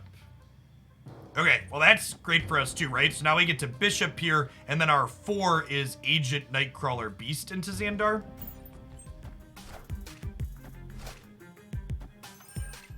So we'll be playing to win Kunlun and Titan this game. So really don't care that they did that, I don't think. So gotta do this turn so we can get the squad out. Collector is going to go up to an 8. Bishop is going to go up to a 5. And then we're going to have 3 free cards in our hand.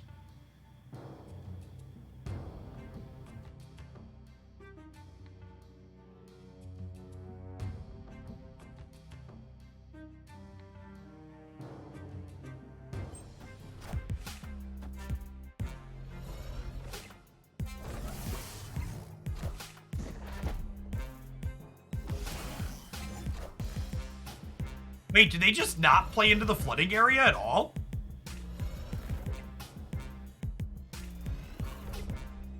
Huh.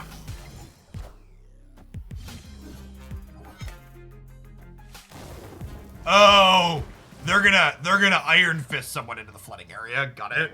Wow, that's a great draw for us. Holy crap. So we get to go Angela, Agent, Nightcrawler, Korg, Falcon.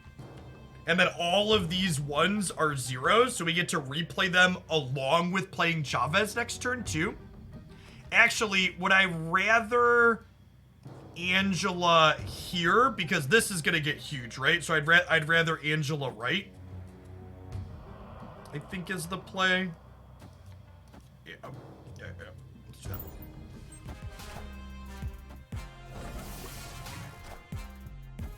Rock.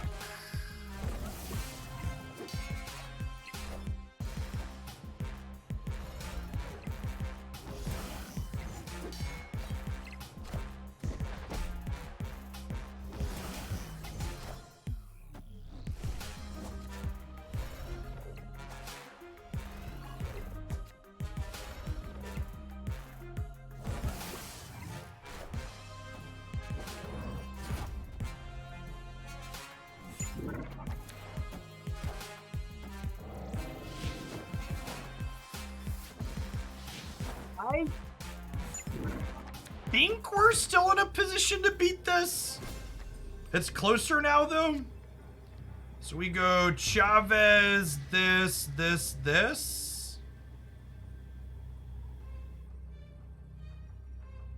And this is gaining 2, plus we're adding 12. And then we're getting bigger here. Yeah, I think we stay in for 2 more cubes. We have a decent shot here with the Chavez. Yeah, Killmonger is a very, very good tech card in general. One of the things I actually really like about this particular deck that I'm playing is it's a bit less soft to Killmonger than a lot of the other 1-drop decks because you can bounce your 1-drops back at opportune points around Killmonger, and your big payoffs aren't actually ones. Your Angela, Bishop, and Collector. It's not like we're trying to land a Khazar to win the game with 1-drops.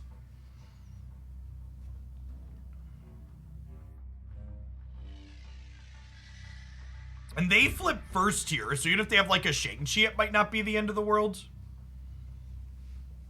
Oh, I guess we lose mid to Shang-Chi, right? Because they have 22 there otherwise. All right, so dead to Shang-Chi, an okay spot otherwise, I think. Because Angela is going up to 9. Bishop is going up to 14.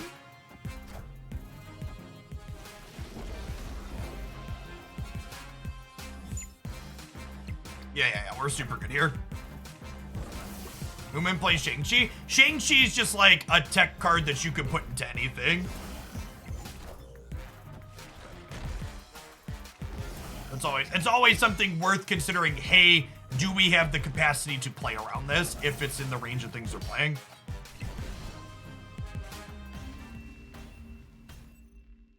Victory. Yeah, the fact that Beast let us just completely abandon the flooded zone there was so good.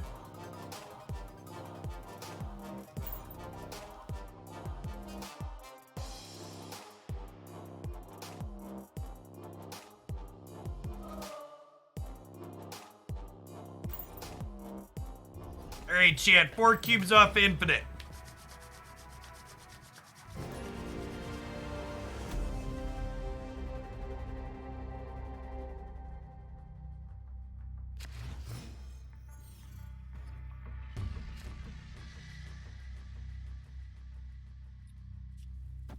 Infinite zone's actually too bad for us. We can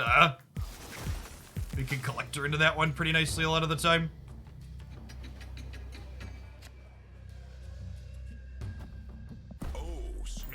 Gonna snap here with the Falcon pickup. We have Bishop into the right next turn, and then hopefully we have 1-drop plus one of these 2s here on 4, or double 1-drop on 4, I mean. Opponent retreated. All right. Victory.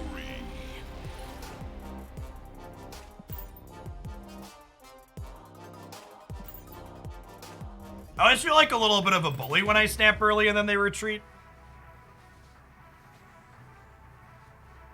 Just a little bit of a bully.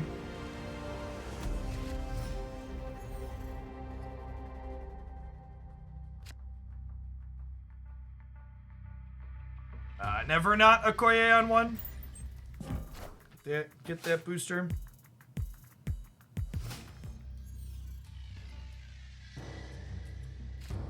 Collector is wonderful into the sewer, and then we just flipped up Falcon, so that's definitely a snap here. Get him on the line for 2. Our hand's pretty good. Assuming we don't, unless we draw Bishop or Angela next turn, we're gonna Agent 13 into Falcon. But if we draw Bishop or Angela, we'll play out our second payoff before we start bouncing our things.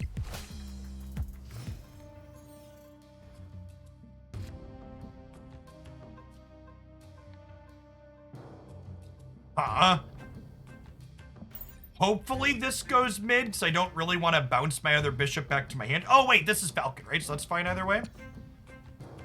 Yeah, it's actually really good for us, right? Because we get to copy Agent 13 and then pick them all up. They think Sinister's good for them. Okay. I'm excited to see who's right. This feels good for our hand at the moment, so let's go, opponent. Sinister London with Nakia is very scary. We are definitely gonna have our work cut out for us here. Okay, So if I Korg here and I Agent 13 here, this is going to create 2 more 1-drops for a total of 5 1-drops. But then Agent 13 is also going to put 2 cards into my hand. So if I Falcon, I'm going to overfill. So I actually don't want to Agent 13 mid. I want to...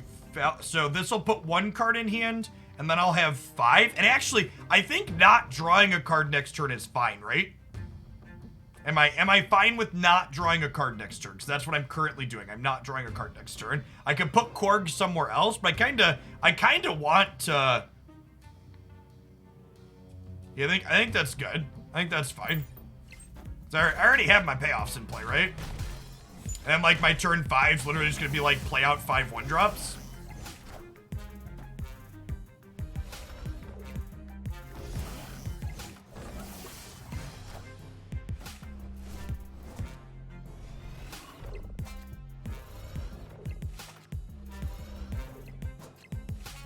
Oh no, wait, I counted that wrong. We're good. We get to draw a card.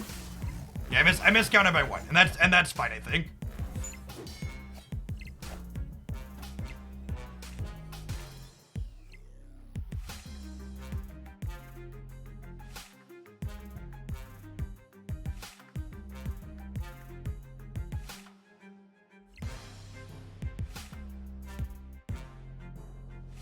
Okay, and then we need to sculpt things so we know where Chavez is going on the last turn, basically. Angela is not great.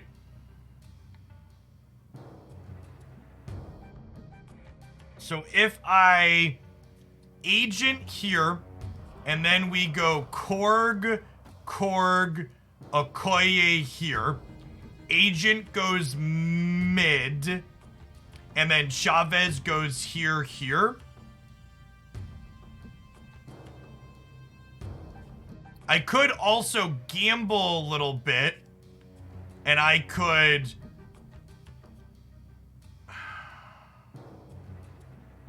No, that doesn't work. I want to leave space open here. I could also just put more rocks in their deck rather than make Collector bigger. That also gives me slightly more power. I'm gonna run out of time.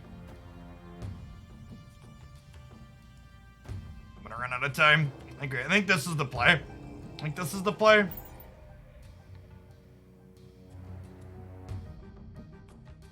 The question is, can we win? Can we win right with Chavez? We might not be able to. We're definitely losing Atlantis, but we knew that. We're playing for Sewer System in Sinister London.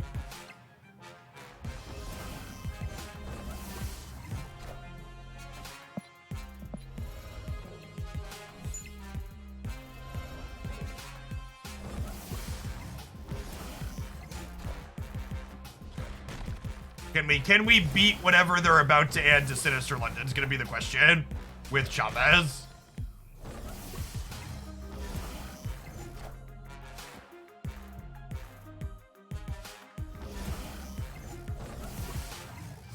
Man, I don't know if we do. She's only a 13 or 12. Hopefully they just have a bunch of rocks in hand from our Korgs.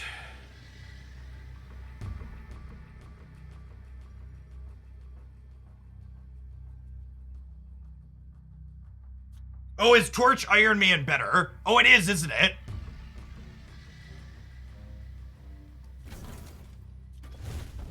We just do this? Yeah, good call.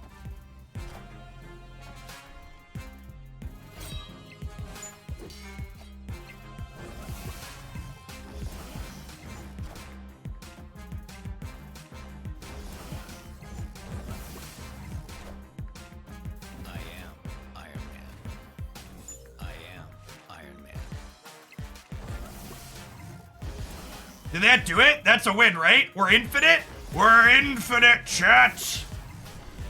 Real gamer hours. All right. Nailed it. Good call. We'd have lost with Chavez, right? We needed the Iron Man RNG. Nailed it.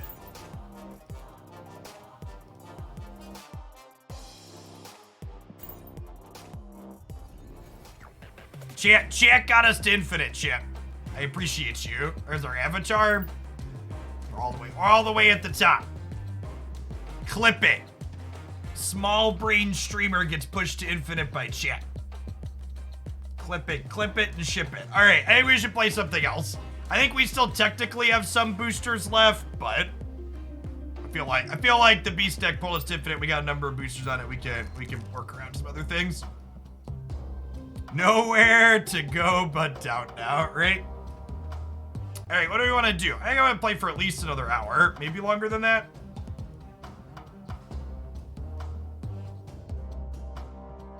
We could Agatha. No, I think I want to try something. I want to try something we haven't played for a little bit. We can try the show and tell deck. I haven't tried this in the new format. We could build Quinjet. I do have Quinjet. That's something brand new. Cost reduction has to be busted, right? What's the Quinjet deck look like?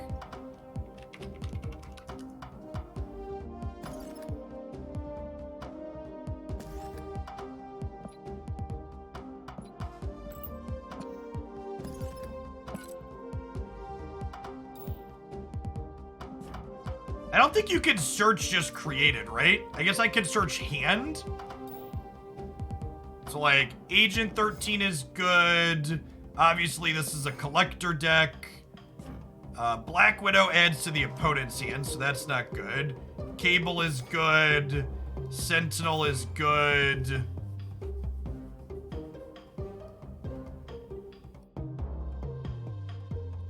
Definitely still a Devil Dinosaur Moon Girl deck, I think. White Queen got a buff, and she plays with Collector and Quinjet. That sounds nice. Are there any other cards that Quinjet makes things cheaper from, chat? That are early pool stuff or stuff I might have? Cards that didn't start in your deck cost 1 less.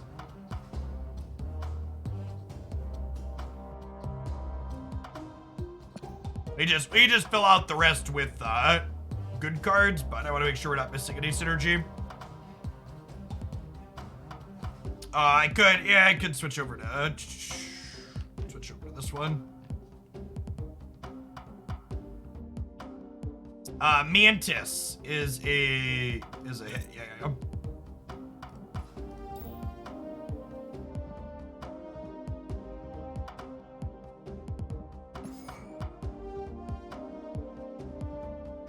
Ignore the key cards, I'm not changing them. I guess I can hide them here. That's from the Craven deck. Is there any value in playing after daily boosters have been exceeded? Actual 0, just for fun.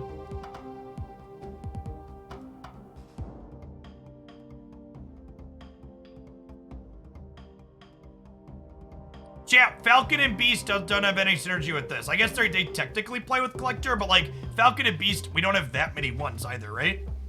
We need 3 drops? I mean, do we? Do we need 3 drops? Yeah, we have a copy of Cable right there, chat. Yeah, they desperately need to undo the booster limit. It's real bad. Yeah, we can play some 3s to fill out the curve here for sure. We just slot in some disruptive elements. Are there any other cards that help keep our hand full? For the sake of Devil Dinosaur?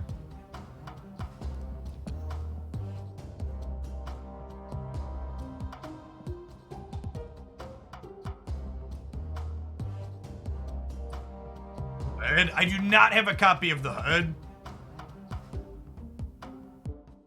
Not in a pool 3 card I have open. Chat, I'm only collection level 2000. We're missing a lot of cards still.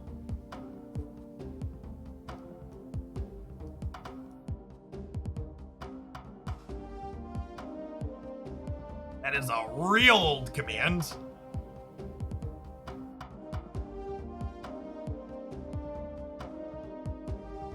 We just put some generically good cards in at the top. Captain Marvel. Chat, Agent Coulson isn't even in the game yet. Come on now, stop it. Please stop. Please stop.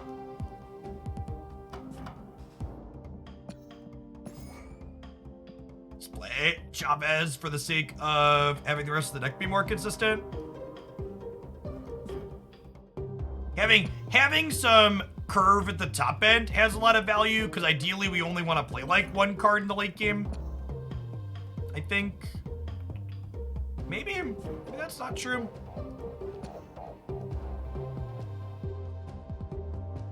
Nakia. Nakia could be okay. She's a pretty generically good card.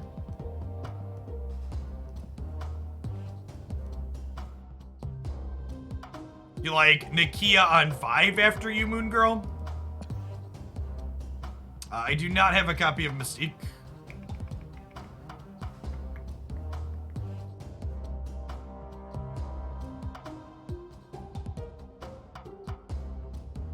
We could also just throw in like a pair of disruptive dorks. Like I don't currently have any ways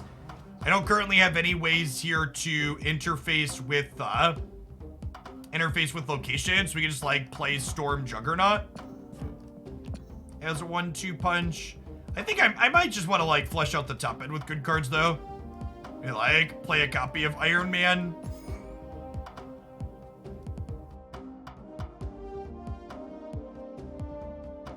Playing Beast could be okay. Yeah, I don't think this is a Falcon deck because we don't have enough ones, but Beast could be fine. He combos with Collector. Let's try Beast. If he feels awkward, we can swap him out for something else.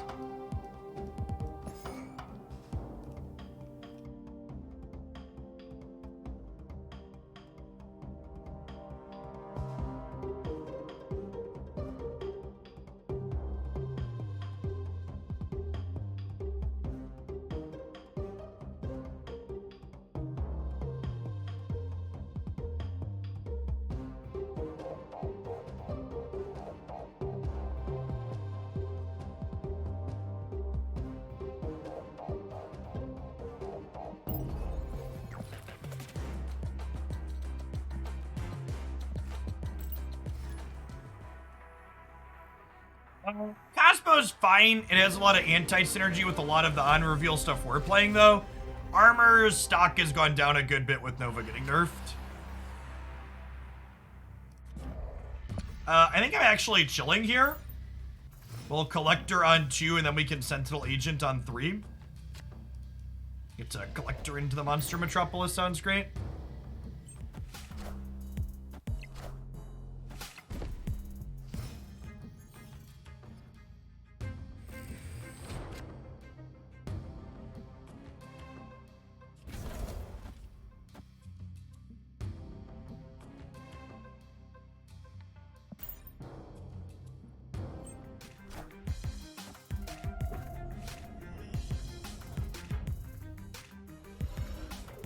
Death Domain's actually a little awkward because our deck wants to spew a lot of things. Yeah, I think we Quinjet before we do anything else.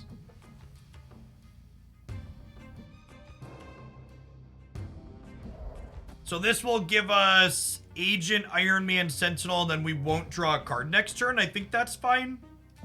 But we can slide an Iron Man into the vault to win.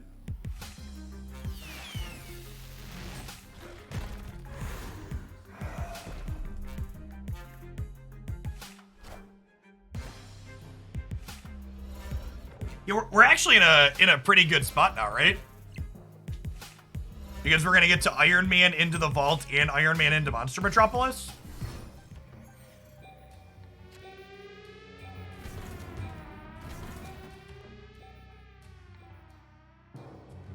Yeah, I think we do this, and then next turn we can potentially Iron Man here plus another Sentinel to make the Collector nice and big. I'm gonna snap before they see our Iron Man, because they probably, wow, I was gonna say they probably stay in because they're winning Death Store for free.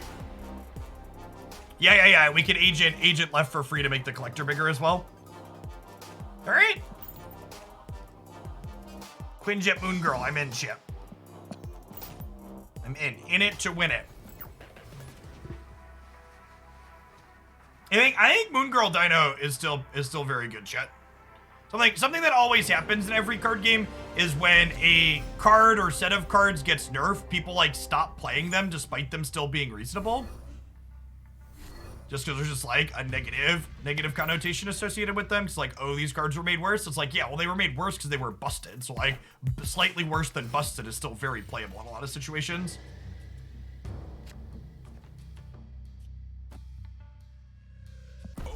I'm gonna snap here. This collector's about to go insane.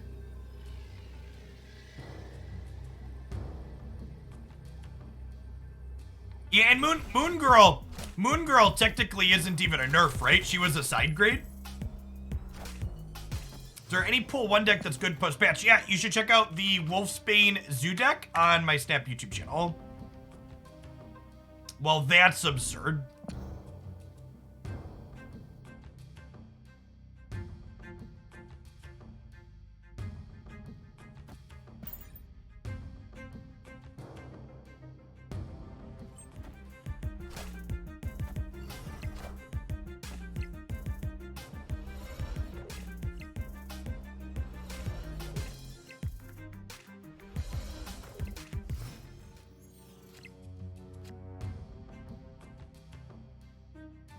Our collector's about to be huge, shit.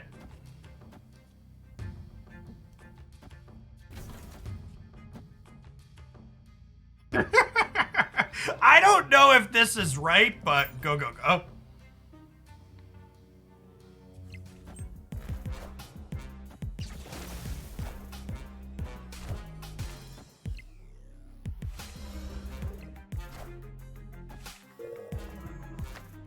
The person who said our hand's about to be empty, that's actually not true. Our hand's about to be very, very big.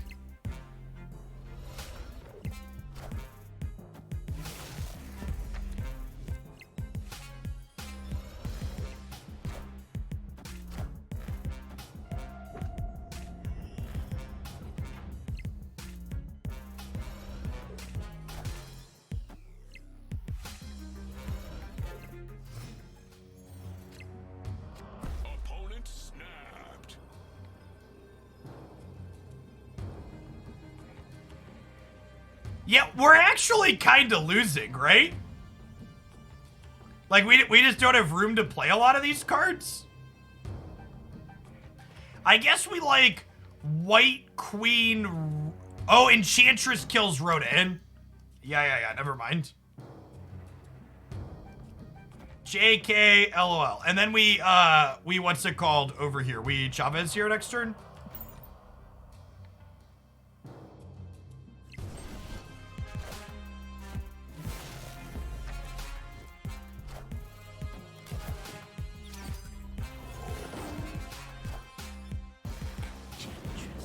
Enchantress.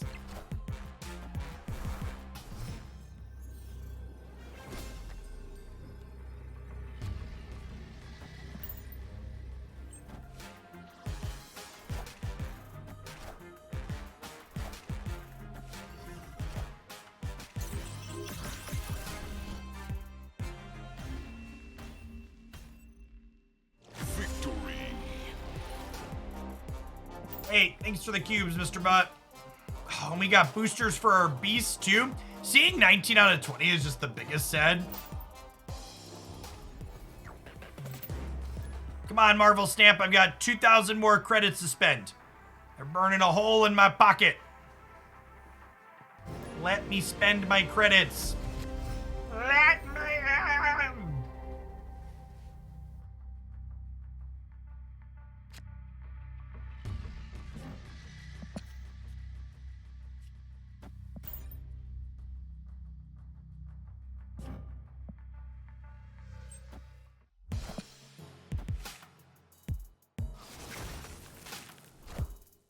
My Beastman chip.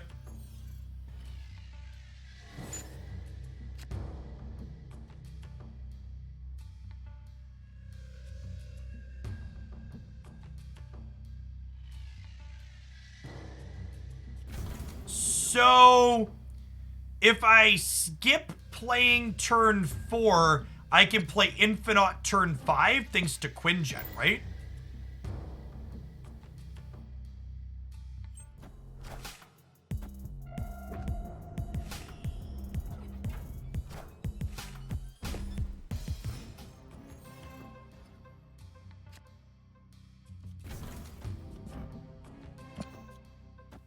let's go Sentinel Quinjet. And then we'll take turn 4 off and drop Infinite left.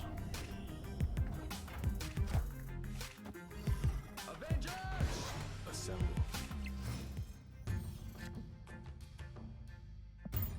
And then Devil Dino plus something else should be able to win another location on turn 6. Oh, snap.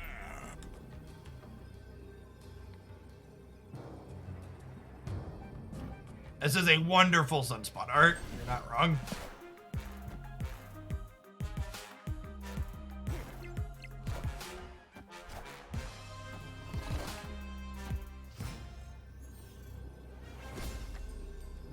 Opponent snapped.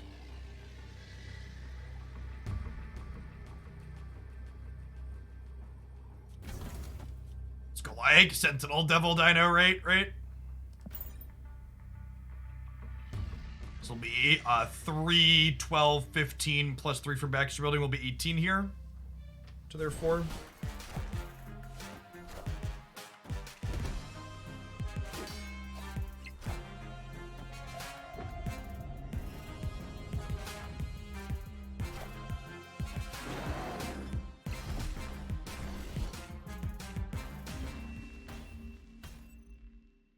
Victory.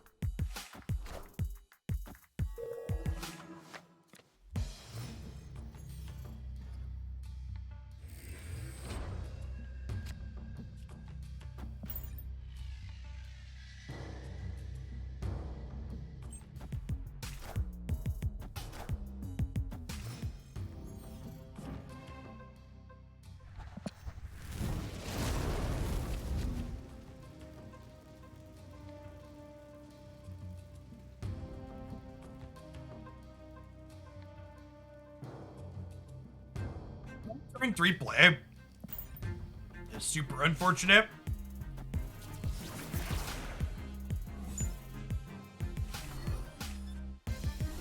Alright, we lost Iron Man, they lost Shang-Chi.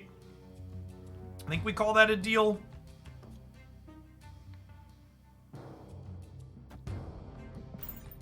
Yeah, I think Limbo's great for us for sure.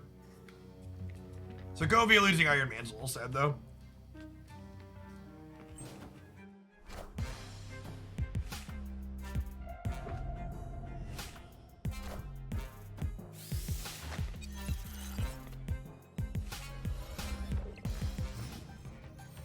Opponent snapped.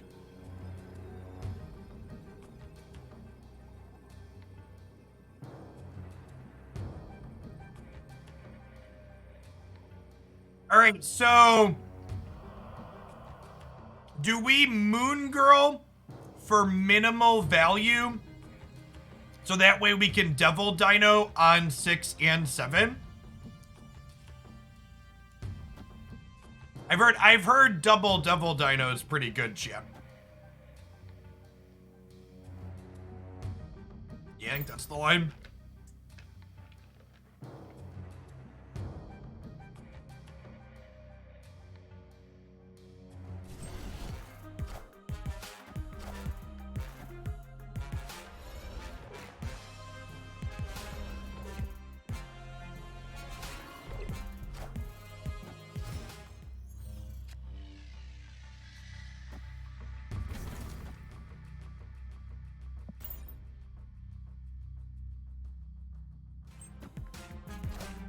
Yes, it doubles your hand from the left.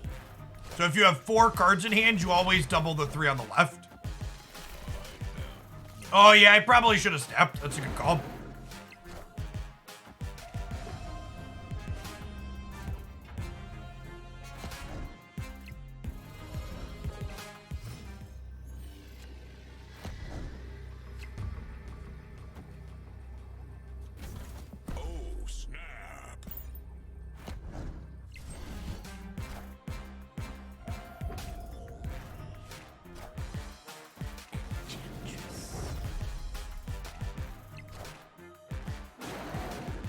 All right, well, I'm glad we're winning Sokovia.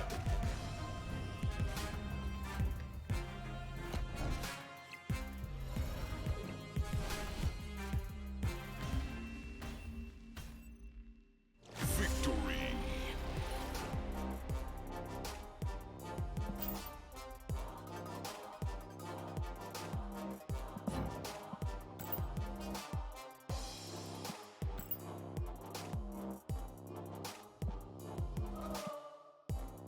It was a little closer than we thought. You're not wrong. 19 levels, chat. We'll have a new card to play with tomorrow. I'm planning to be live tomorrow for my normal 9 to 2 or 3 o'clock central segment like I am today. But I will be off on Monday, taking the 4th off to spend time with the family.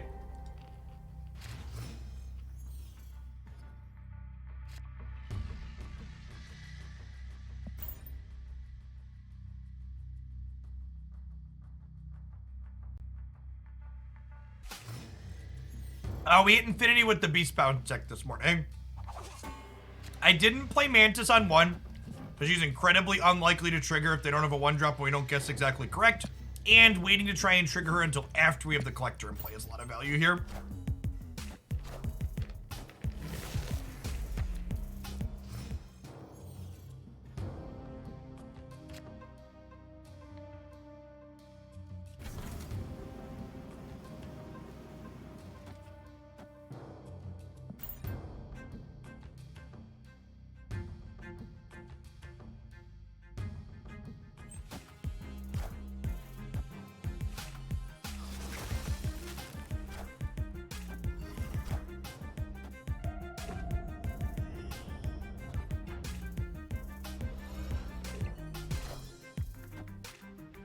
What's with people taking the card our deck is named after, chat? It's so rude. All right, I think we're torched. They don't snap, I guess we'll see him, but I think I'm retreating to a snap here.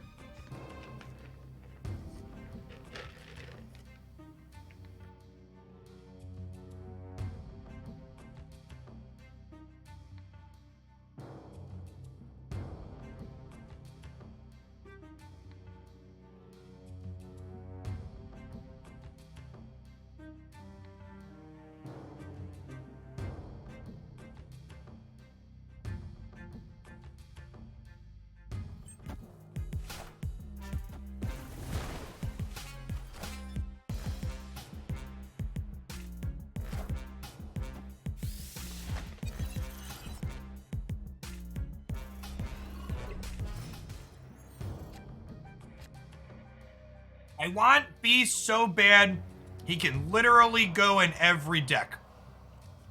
Hearing other people evaluate cards cracks me up sometime, because I think the exact opposite of that is true. Beast is a very specific enabler for a very small subset of things you can be doing in this game. It is anything but a card that goes in any deck.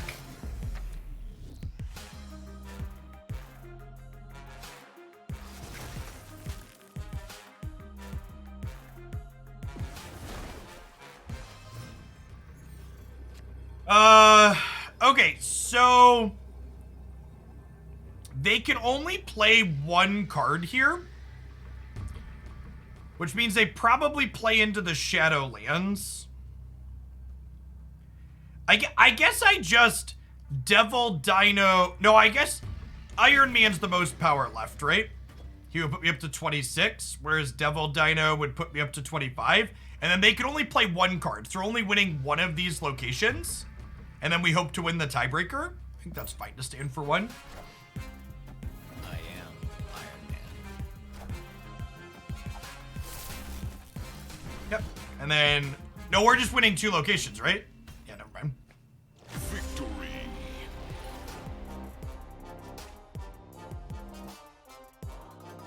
Hey, Arctic Fox 10, thank you for the 14 months. I really appreciate it.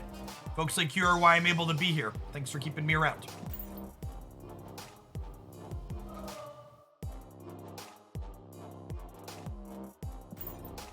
There's our daily booster limit has been hit. Took us about 2 hours.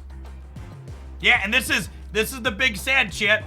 I have 1950 credits that I literally just like, I guess I like, it's just such, it feels so bad to look at these cards. There's like the worst art versions that I don't want to upgrade and be like, well, you could spend boosters on these if you really want to progress your levels right now, but then I get punished later because I won't be able to work towards infinity splits on the arts of these I actually like. Gosh, dear Second Dinner, if you're out there, please reconsider.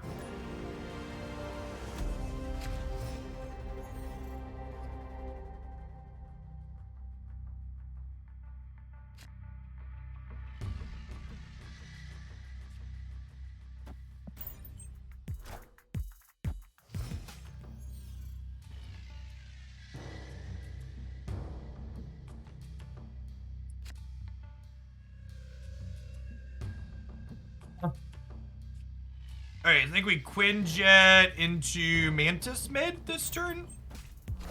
Guess wrong. Mantis is a card I tried in the other deck for a little bit, the Beast Bounce deck, and I just, it's so difficult to guess where their cards are. The upside on this, like, probably makes it worthwhile to play, but it's real unfortunate when it misses.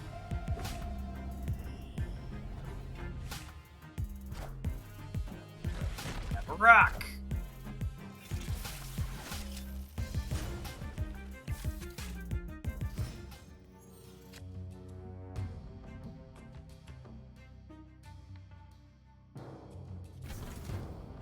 I suppose this is kind of cute. I get to flood the board with Sentinels if we want, and we can play a bunch out into the danger room. Like, not have to worry about risking them happening. Would really like to draw a Collector next turn so we can have all these Sentinels. Their harbor has extra harbor now. It does.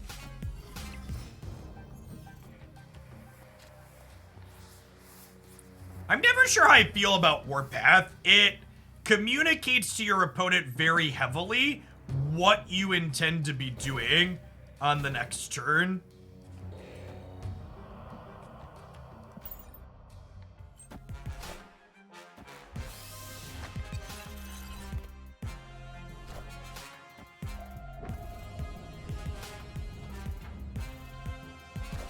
All right, we just got their copy of Iron Man.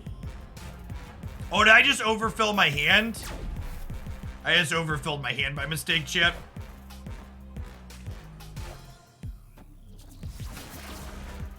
Friendly neighborhood Spider-Man here.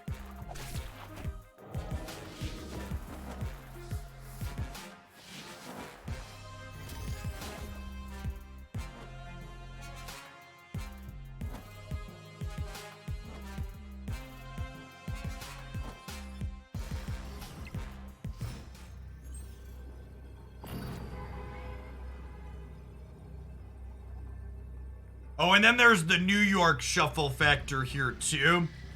Of how many cards are they moving to New York? Probably not, right? I guess they can pull Warpath out and still be winning the right side.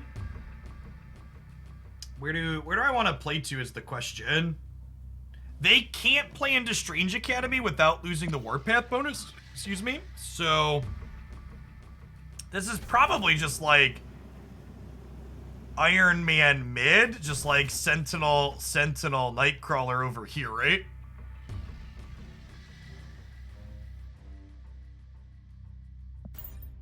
Yeah, I'm definitely not confident enough to snap here, but I think we can. I think this game's winnable.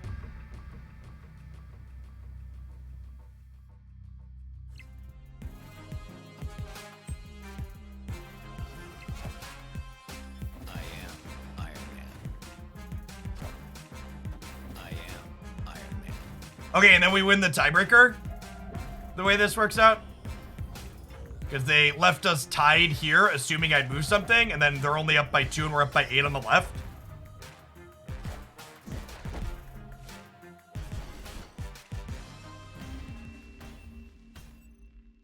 Victory.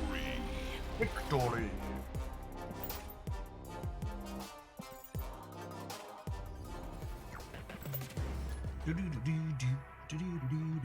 Ooh,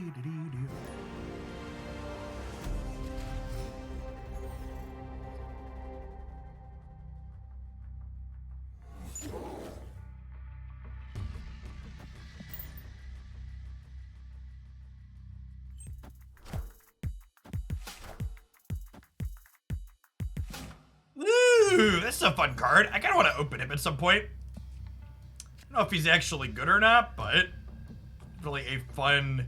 It's probably bad in this particular deck. Just because it takes up so much board space. Our deck's pretty good at filling the board as is.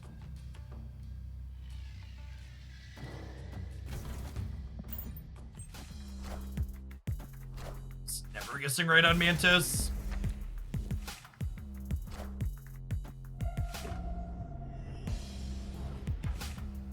We can maybe slip him out on the last turn as like a 1 mana 5 power card at least. Because if we fill the other locations, his doubles don't pop up.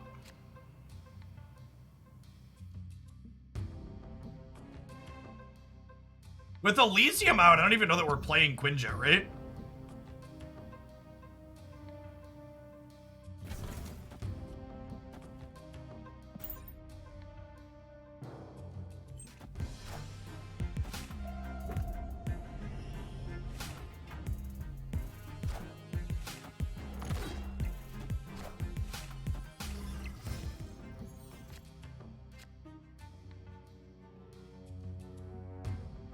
Okay, well that's a Warpath in the Monster Metropolis, so... Does that mean they're not playing into Elysium? This Iron Man's from our deck, right?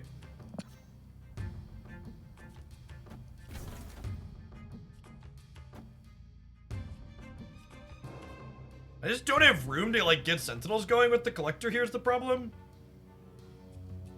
I think I just Iron Man right, and then wait and see what we draw.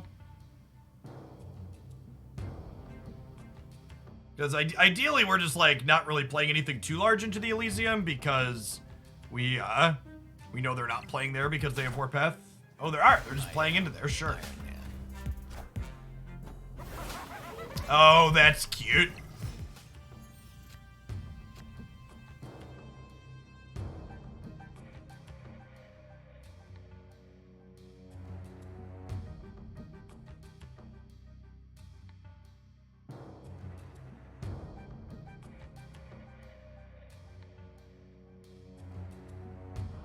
Oh, I can just beast and pick these up, right?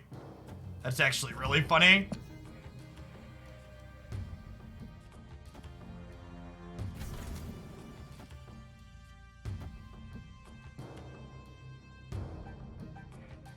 Oh, snap.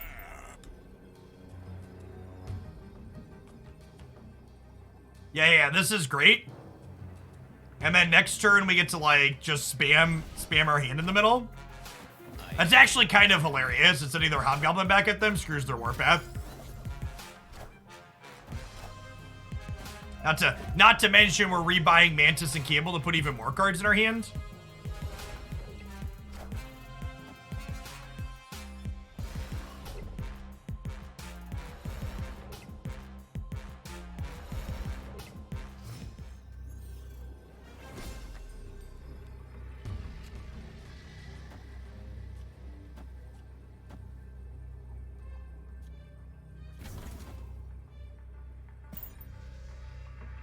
So this is about to lose 4 power.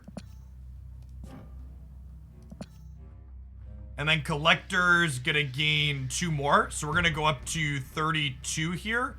And they're gonna drop down to at least 17. And they also need to play into Monster Isle here theoretically as well still. And we're winning the Elysium, so... They need to beat 32 from 17 here. And they need to beat 22 from 20 here. And then the center's like almost assuredly just torched. Victory.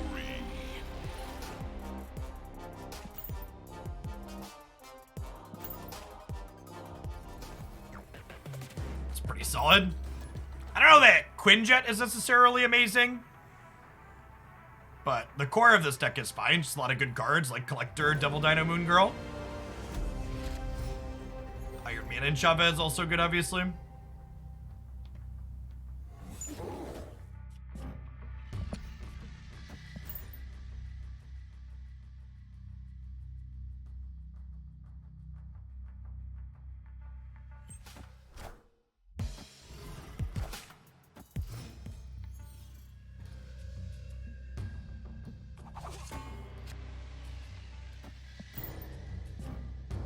Want to get rid of my queen, chat? Why do you hate my queen? She has a card for collectors. She's probably fine.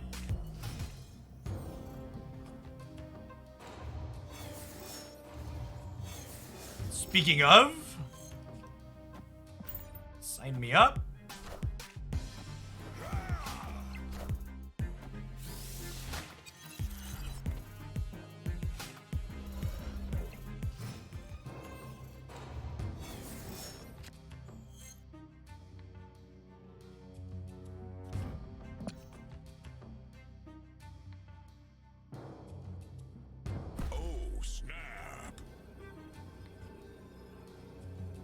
I think we just onslaught into Iron Man here, right?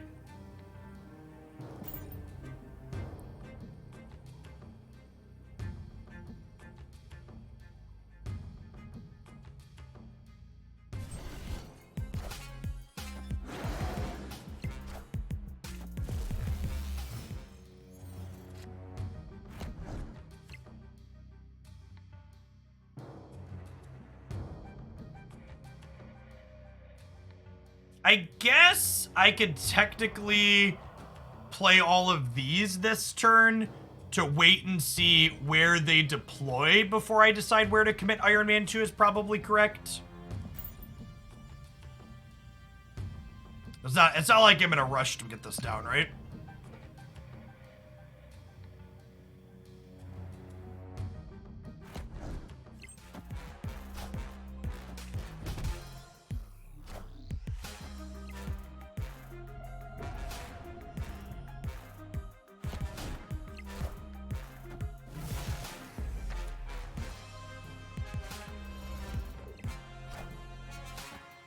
Free Mantis is actually kind of okay too.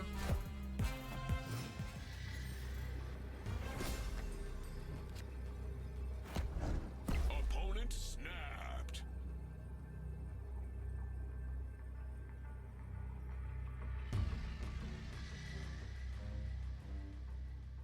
My favorite oldest kid. Thank you, Jacob. Oh, we got a band-aid.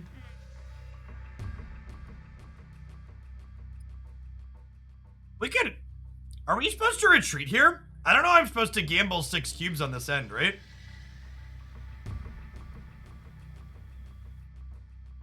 We could realistically lose... Like, I get Iron Man here and Mantis here, but then I lose to just like a +6 here. And even if they play something here, my Mantis triggers, my Collector's only going to 8 here in the middle. Beast left. What does Beast left do?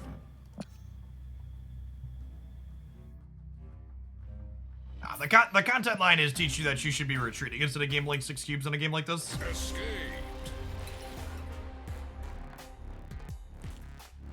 So Beast left wins middle. Sure, but then I'm still in the same spot, right? If I Beast left and win middle, then I'm still just dead to a 6 power thing here on the right, right? So I can obviously win left or center. The problem is any reasonable powered thing here, when I win left or center, it means I die here. Yeah, this was my opponent's onslaught. I don't think this card is very good. I actually have an on reveal deck put together, and I think Spectrum's much better. Iron Man left, Mantis mid doesn't do anything. Mantis mid puts me to 8 power, and they're at 9 here. Yeah. All the permutations are bad there, Chad.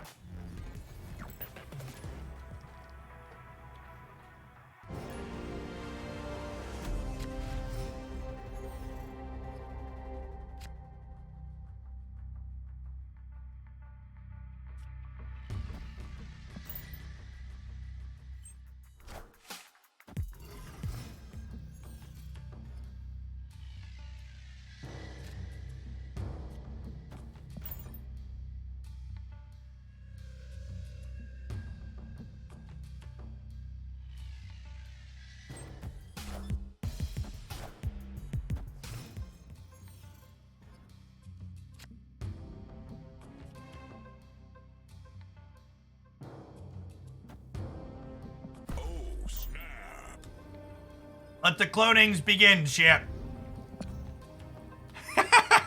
Collector and play cloning bans. That's a cube. One free cube, please.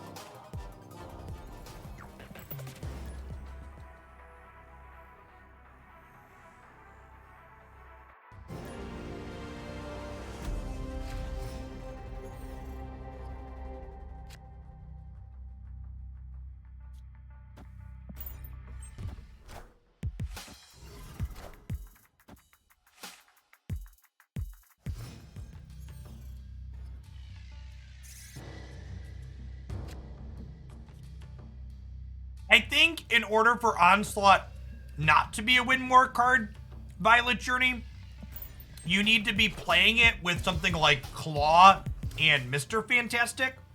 So that way his ongoing is giving you more payoff in other lanes, basically. If that makes sense. Man, Icebox hitting our 1-drop is such a bad beat. Can't double spell this turn now. There a cap on letter 8? There's not, but there's no rewards once you hit infinite, so we're at the tippy top.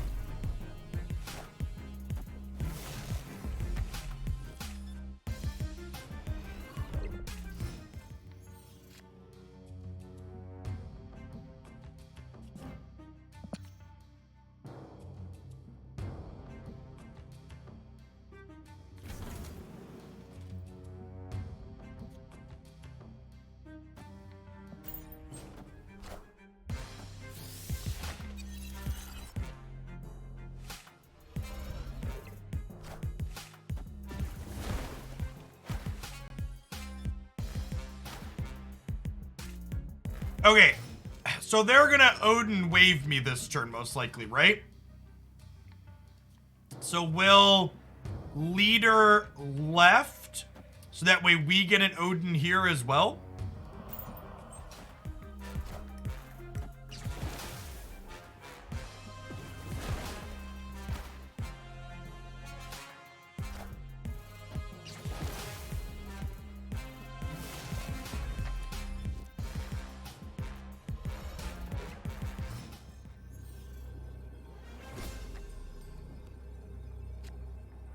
Oh, they're the Death Wave deck. That makes sense.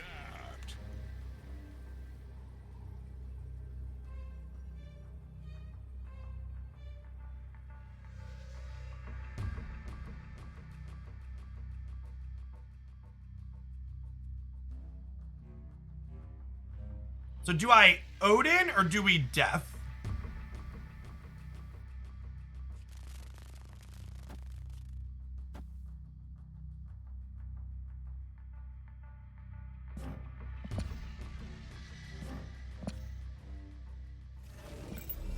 I guess if I Odin here and Death here, if they play something here, I get it as well. I don't know if that's good enough, though. Might be losing this.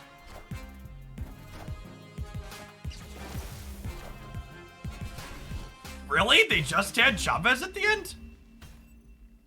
Victory.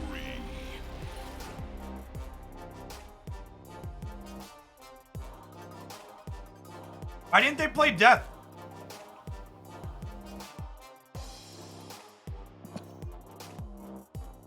Right? Because we got this from White Queen.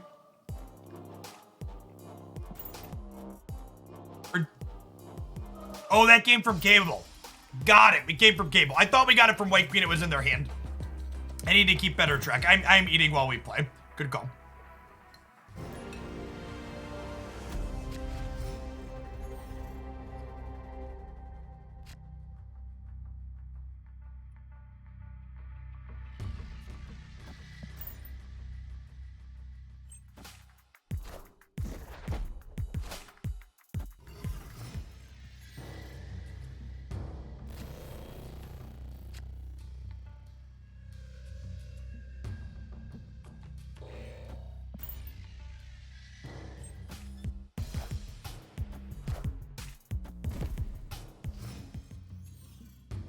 Yeah, there's a lot of cards coming from a lot of directions when you're playing this deck.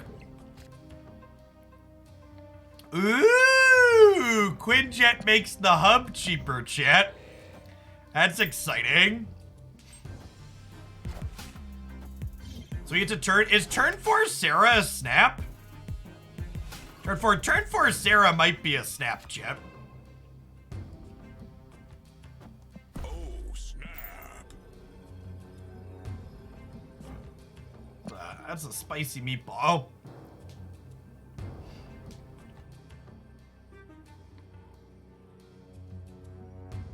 We're gonna have a 3-mana Devil Dinosaur next turn, chat.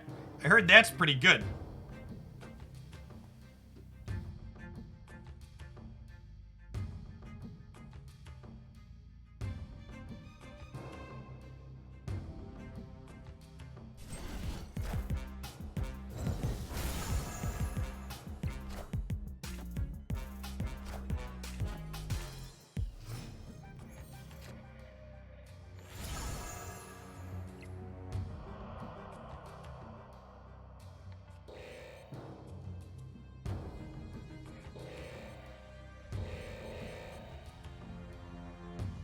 We're gonna have double Devil Dinosaur on turn 3. It's just like old times, chat. Alright, so we're gonna play for winning here and here. Oh, and I can actually play Cerebro out just for some random extra power on the Devil Dinos, because that way Cable draws a card too, right? So Moon Girl will double and then Cable will draw.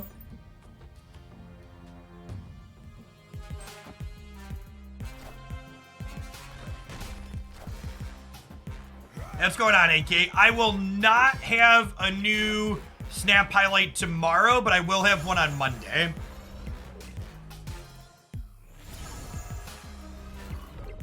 Oh my gosh, the copied Iron Man is actually 3 as well. That's incredible. Oh, and the copied Devil Dino is 2 because we have the Quinjet. Oh, that's amazing. I don't think it matters, but it's still kind of amazing.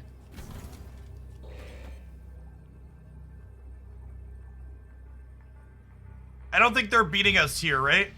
So just like doubling over here.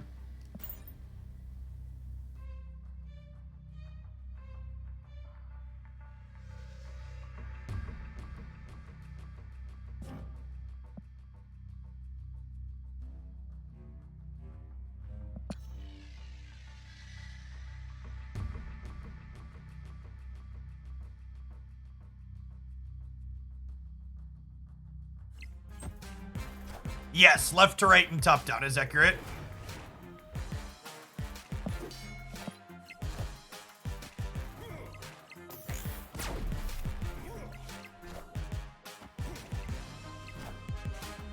I am Iron Man.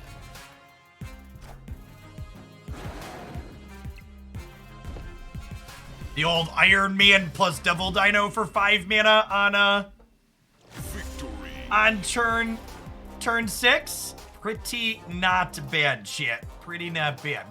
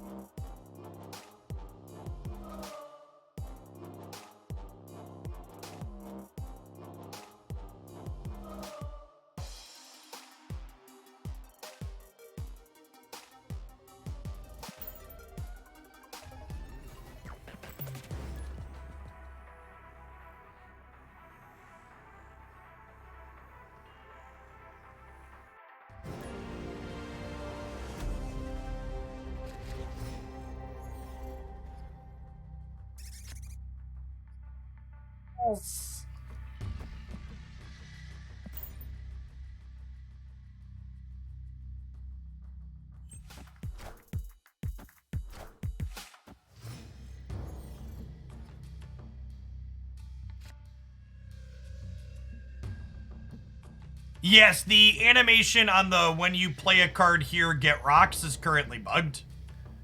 It shows the rocks going into the wrong deck is correct.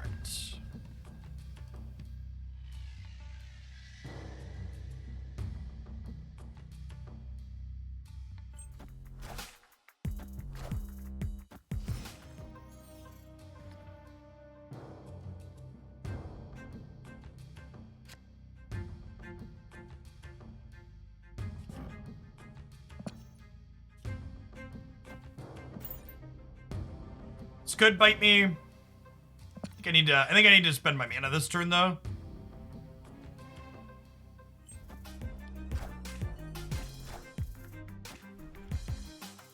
White Queen's exactly the one we want to discard. So we will Moon Girl here. That's a snap. We'll get to Dino on 5 and 6. And on 6, we'll get to Dino plus Cable even.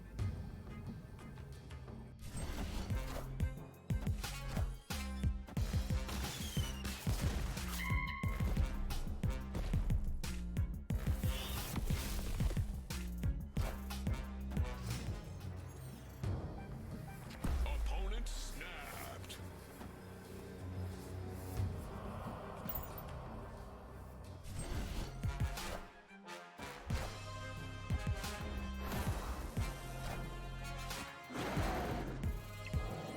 It's a little annoying, but not the end of the world.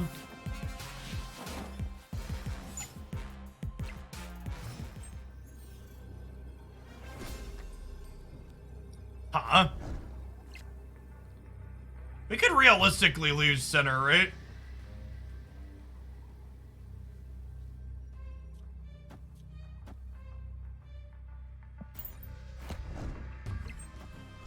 We lose to a 6-drop here, actually. Most 6-drops, we're only +7 here.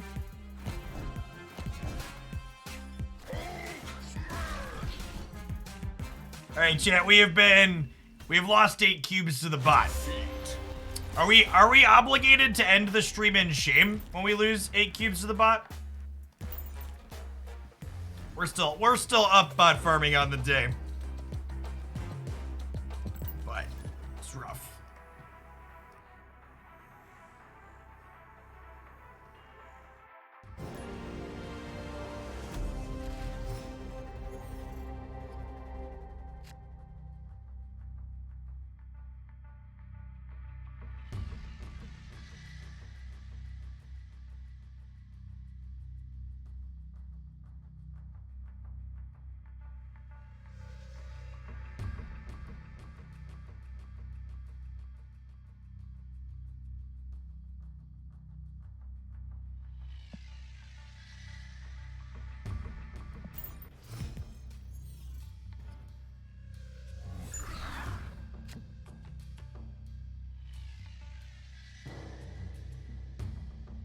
I do not think there is a permutation of this overlay that involves displaying chat. Now, I think having the deck list on screen is more valuable than having chat on screen, is the TLDR.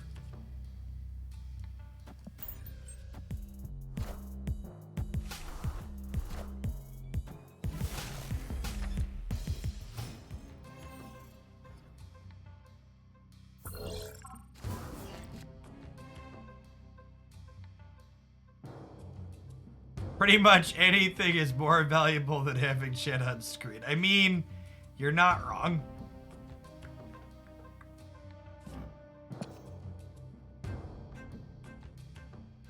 I'm gonna storm the sewer system and then plant a Devil Dino there. Just gonna lock that up. And I'm actually gonna snap here on 4 so they don't know that Devil Dino is what's gonna be filling this up. So I need to commit before they see what I'm locking out the flooded zone with.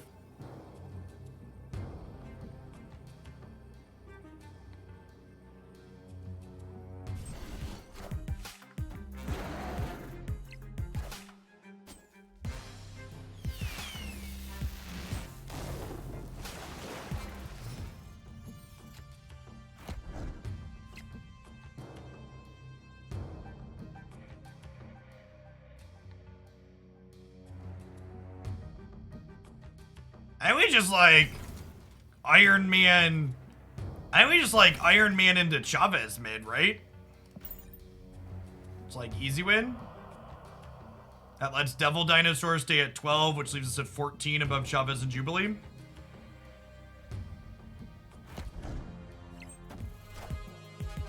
I am Iron Man.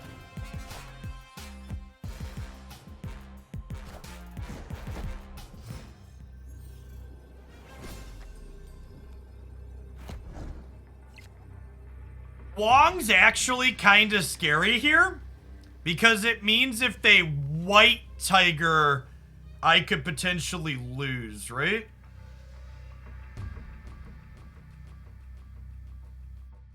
They also have Nightcrawler.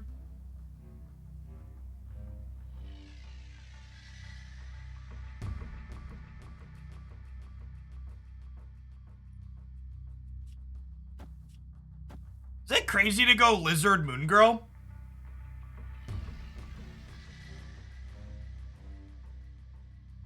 That would put me to 12 here, so I guess I still lose to a Tiger mid. I'm gonna lose to Tiger right. I totally lose to White Tiger here. I guess both Tigers could go left. I'm gonna stay in for 2 cubes, but this is White Tiger. It's bad for us. Oh, chat, that's also bad for us. The Doombots are here. What's going on, Joe? Thanks for the 3rd of the year. I really appreciate the support. Glad you're enjoying Snap. I am too. Doom is on the list to pull 3 cards we would like, chat. Maybe someday. Over the rainbow.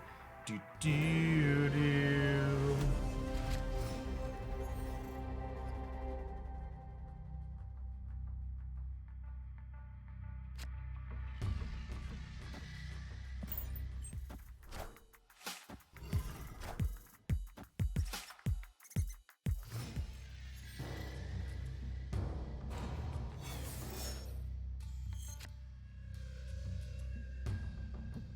Wong feels like a better enabler for the reveal deck than Odin. Wong's a different enabler for the reveal deck than Odin. Also, why not Wong and Odin? You don't have to play one or the other. They're not mutually exclusive.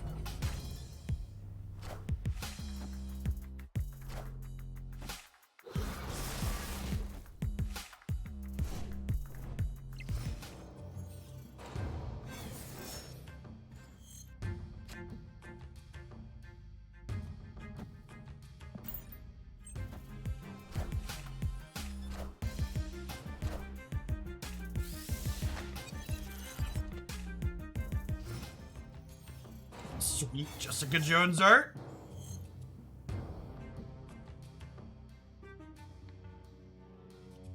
Alright, so we get Jones here.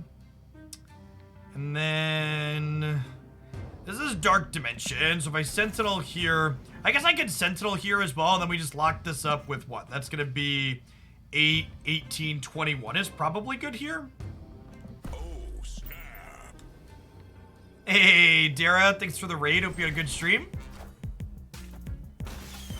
I think even with the Deathlock here, we're still up, right? First, coming over for Dara that are new, welcome. My name is Jeff Hoagland. I stream full-time here on Twitch. I do a lot of card games and strategy games. Magic the Gathering, Marvel Snap, and Pokemon Unite are the 3 things I'm playing the most of these days. Are currently working on some Quinjet pile of cards. Devil Dinosaur is still pretty okay.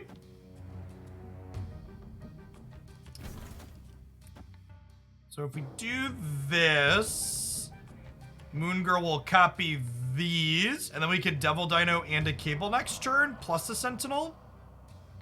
Because we'll get these 3 copied plus a Sentinel. We don't draw Chavez then, but we don't really need Chavez, right?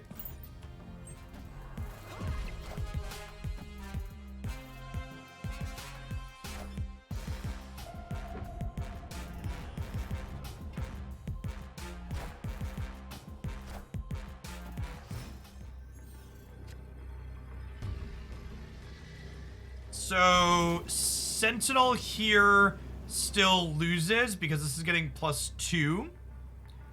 I feel relatively safe in this path, but maybe that's it's not true. Do this. Devil Dino's gonna end up big. And then I guess if they make a big play into the Baxter building with this, we'll win right and center still, so seems reasonable.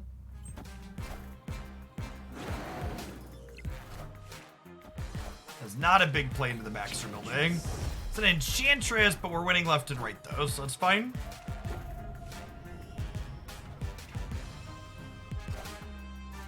Yeah, I'm interested to see where we'll get cards from Thanos, like eventually when it comes to actually collecting and building decks with them. Are those the Nexus events they keep talking about, or do we have to get to, you know, collection level 5,000? Are they just not ready to be programmed, and when they're fully ready, they'll just like throw them into the regular card pool? That pool 3 stuff.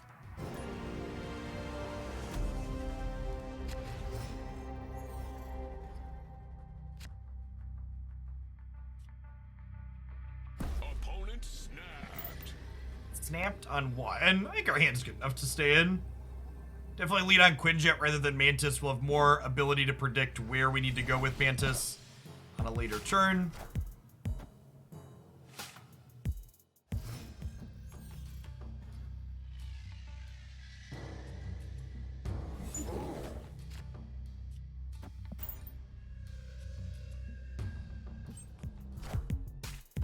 Now, I'm talking about Thantos in general, Dilla. Thantos is not currently a card you can actually open in Marvel Snap.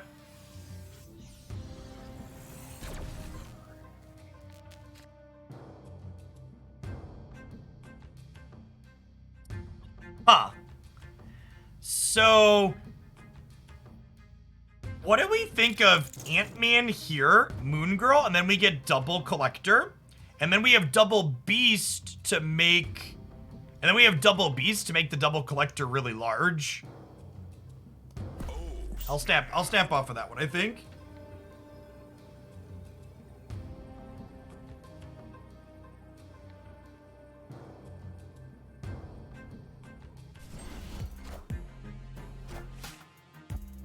Quinjet makes all of these cards really cheap, right?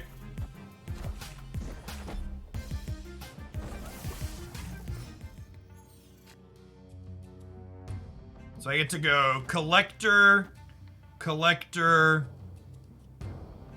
Beast. I guess we Mantis for 0. If the Mantis hits, our hand will be over full. We won't get to draw, but I think that's also fine, right?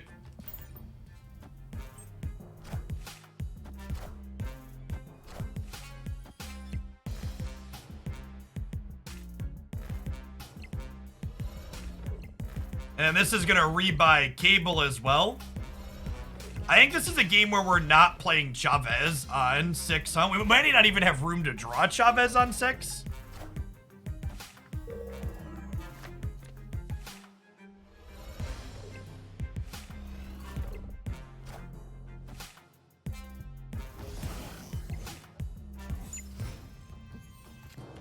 Okay. So... Cable... Ant-Man, Cable, Mantis, Beast.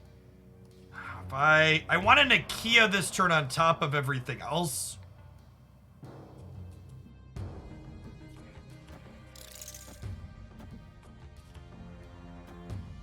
Okay, so this will play these out. Beast will pick them up. Then we'll have 6 cards in our hand. Nakia will pump them all by 2. And each of these collectors are going up by 6.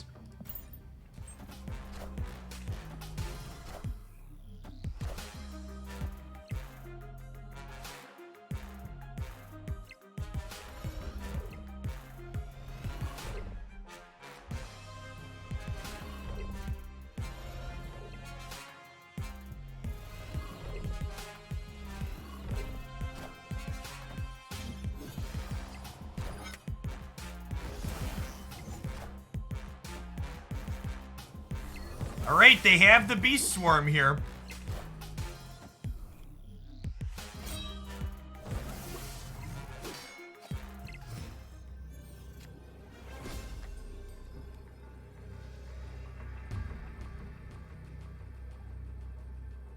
So we get to go, like, Ant-Man here, White Queen here, Quinjet, Cable, Beast.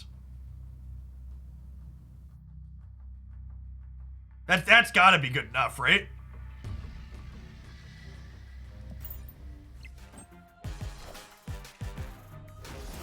Famous last words? I think we're good, right? We win middle?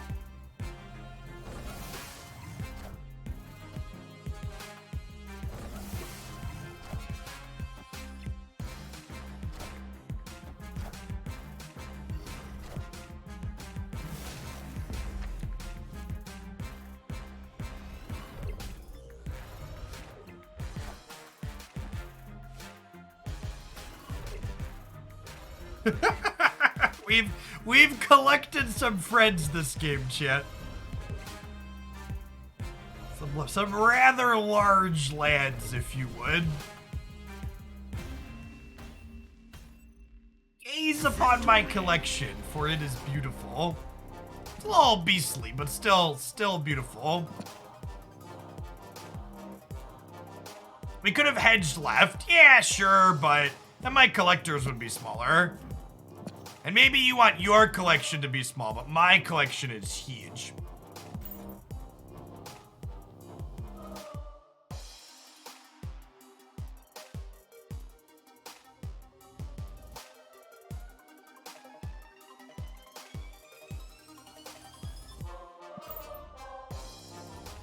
Yeah, maybe Nakia could be okay. I don't know. Maybe she's better than White Queen, but like that game there where White Queen was just like a stat stick at the end was like pretty reasonable, right? We actually didn't even really use the Nakia that game, right? Like she was like kind of nice to think about, but ultimately she only added 2 power in each of the locations that we won, right? We would have easily won it without that. You're not like watching that particular game. Nakia was like somewhat reasonable, but like not every game we're playing is about Beast. This deck isn't like the Beast Falcon deck where you're like beasting every game you're winning. We're winning a lot of games without that card involved at all.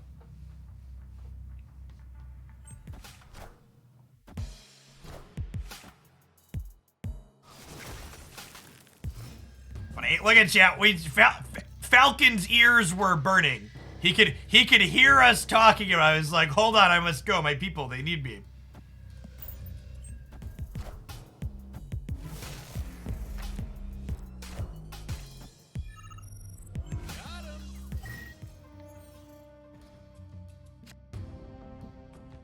Oh no, chat. Oh no. Oh man, that's oof.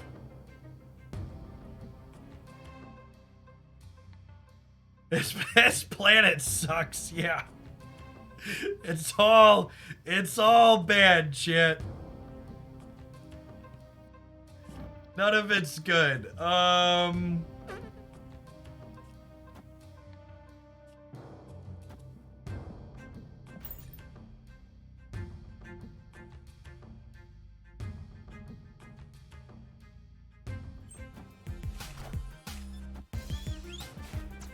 Okay, I think losing Chavez means we're probably dead here. I think with Chavez, we could have a shot to win this. But I think, like, Chavez, Devil Dino into Chavez was, like, a line, right?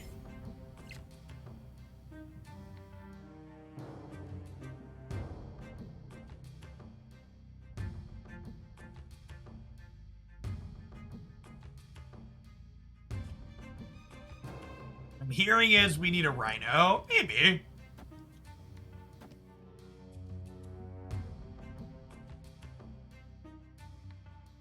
Do I want to try and Falcon the Rocket Raccoon back? I might actually. They'll draw me 1, 2. I don't want to pick Agent 13 back up. So I want to be able to draw a card next turn, I think.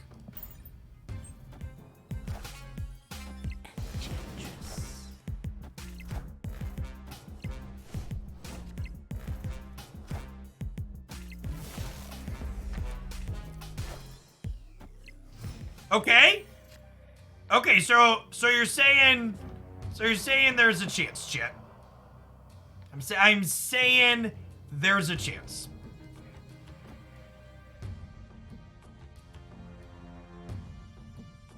And this is free, right? So we're just like chilling on it for now.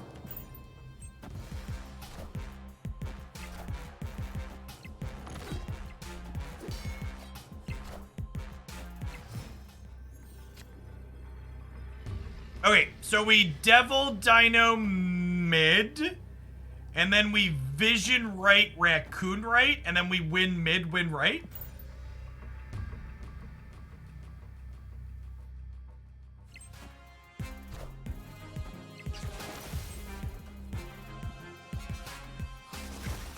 Oh, the Star-Lord might get us here, actually.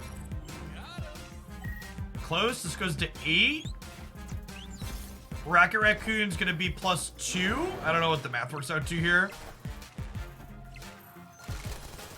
Yeah, we're down 2. Odin Star-Lord. Maybe I'm supposed to just leave Vision here and then play Rocket here, but I guess we still lose to Odin on the right, on the left too. We're just kind of a coin flip. Whatever, if they Odin into whichever location we go into, we die. Is accurate.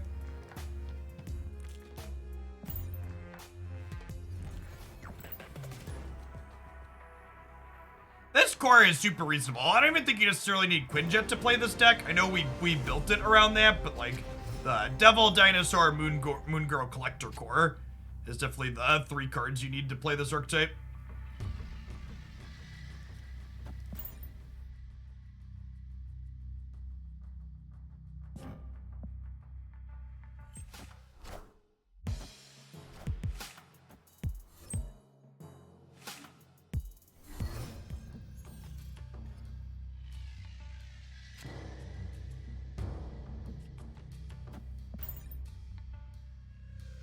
You lose levels if you don't have enough cubes. Yeah, there's a rank floor at Infinity 100.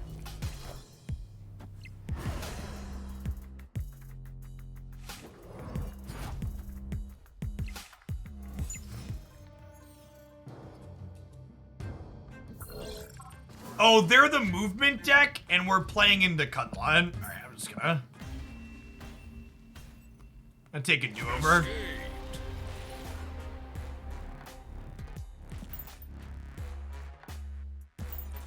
We can play a couple with the unreveal deck. I don't know if it's actually good or not. Wait, is this unreveal? No, I don't think I have an unreveal deck. I have an ongoing deck. I have a Spectrum deck, if that's what you meant. We can try some of this. I threw this together. Looks like it's maybe okay.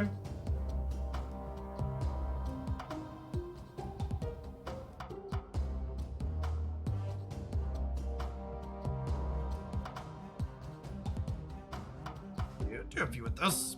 Wrap the day up. Do you have Zola? I don't know what Zola is, so I'm gonna say no. What does Zola do?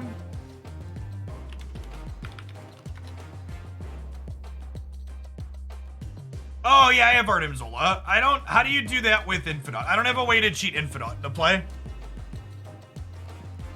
I don't have a way to cheat. I don't have like Ghost Rider or something like that to cheat it into play.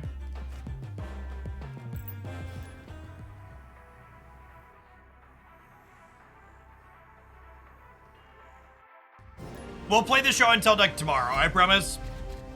It's one of the ones I want to get back to. 6 drops cost 1 less. Lovely.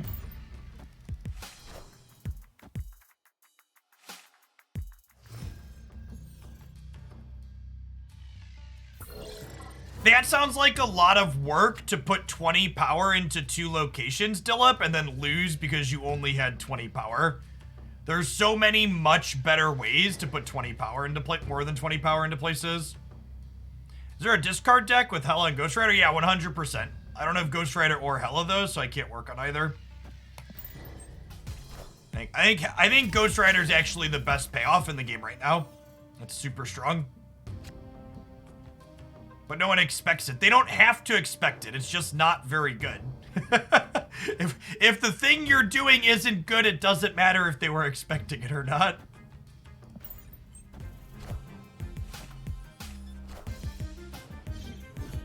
Oh, punished on the coin flip. Ooh. I think we Sandman and we snap, right? That probably wins the game. Oh, snap. Yeah, we play Zola and Mr. Negative. It's the big payoff at the top end of the deck. Let's card. Limits players to only playing 1 card per turn.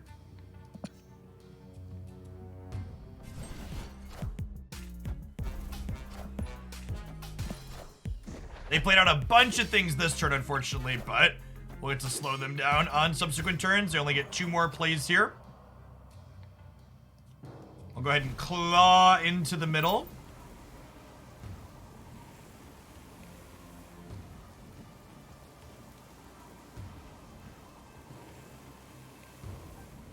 Opponent gets to make, we each get to make exactly 2 more plays here, thanks to the Grip of the Sandman. Really good disruptive card against a lot of these decks looking to flood the board in the last couple of turns. Please hit something in the middle. God damn it. Chat, I just want to let you in on a little secret. Only Scumlords and Luckers play this card. Only 2 types of people that play Gambit. So, lost 2 really important RNG flips there. We lost the RNG flip to Gambit, obviously, and we lost the RNG flip to Cosmo on the Nikia. Not a whole lot to be done. Kraken! Thanks for shipping your Prime this way again. I really appreciate the support. Glad to have supported people playing Snap too. I'd love to make Snap a bigger part of my content, but this is my full-time gig, so I can't justify doing that until the support's there for it.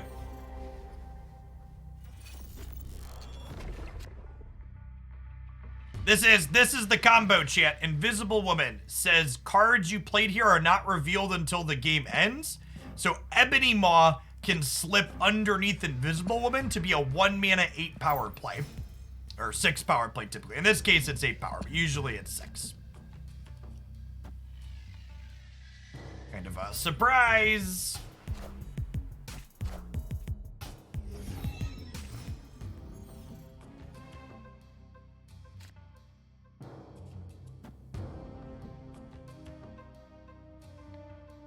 I think I'm gonna Lizard mid. Yeah, Lizard's just a cheap ongoing card. It's also fine into locations like Clintar, where your opponent does not want to flood with 4 cards anyways. You also don't have to play it on 2. You could fill the curve with it later into a location you know your opponent's not going to fill.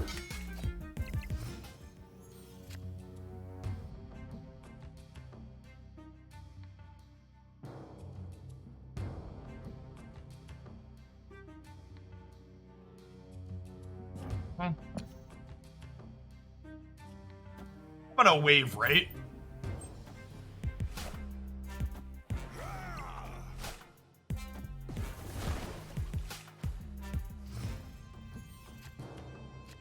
And then I think we just try and cheese here with Professor X.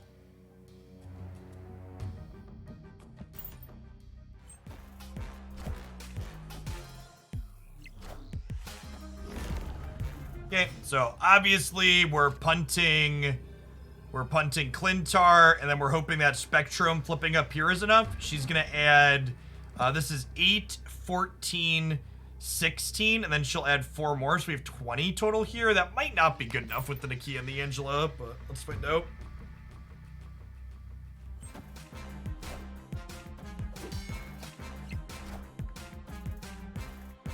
Hey, looks like it's good enough because we didn't fill the location. No, wait, we're 1 short? Are we 1 short?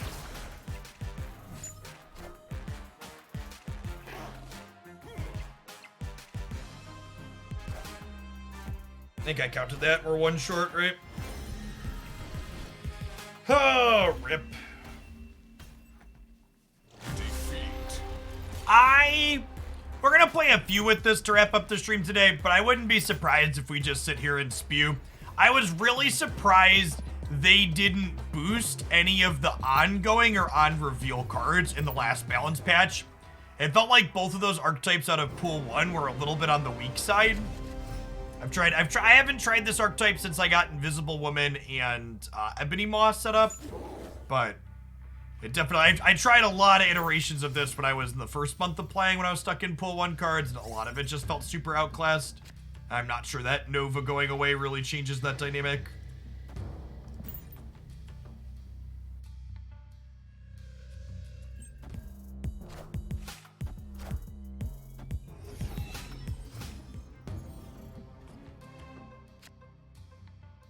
in the most polite way I can possibly put this, if you don't understand why the matchmaking is very wide in a game that is currently in closed beta with a limited player pool, perhaps the mathematics background you need to be successful at card games means that you should consider playing something else. You might be doing yourself a favor. Central Park not doing our boy Namor here any favors for us. They had a family. I mean, I guess maybe. Where do we want to Namor? So the question is, so Spectrum could go center. This could be like Namor left into Claw plus, or I could also go Namor here into Claw here, Spectrum here. I can't Spectrum on the left, obviously, because Cosmo shuts it down. Now, I'm gonna Namor mid into Claw into... I guess I could have Lizard plus Armored, actually. Maybe that's better. Maybe I'm supposed to Armor Lizard, and then, like, Claw Spectrum.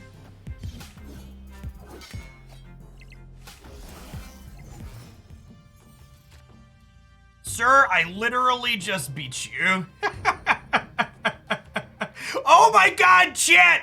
The person that doesn't understand statistics was the person playing Gambit. You actually can't make this shit up. Oh man, that's too fucking perfect.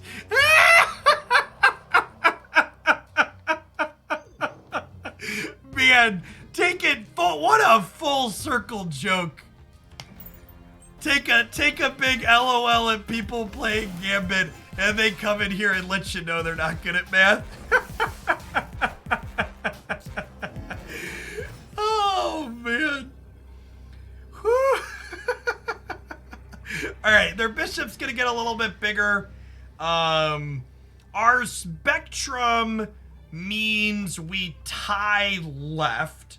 So the question is, do we win the tiebreaker middle by enough if we're only gonna have 1 point here? Probably not, but I'm in infinite, so I'm just gonna spew cubes.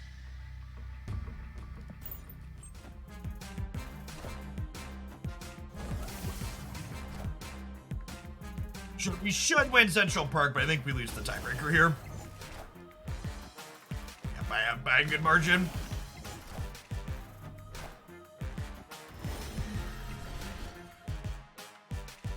On Marvel Snap? Yeah, Snap's awesome.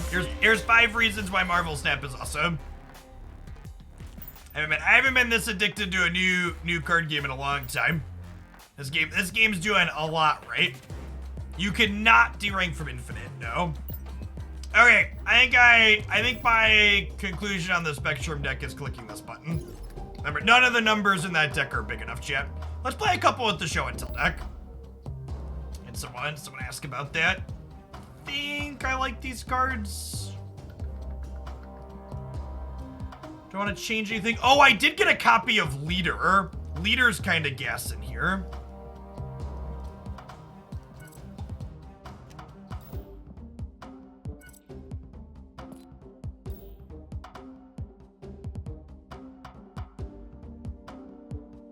Did I? Was me opening Leader a fever dream? No, there he is. There he is. I haven't played with him at all yet. Okay, so I think I replaced one of my other 6s here. Probably Giganto. I think it's Giganto.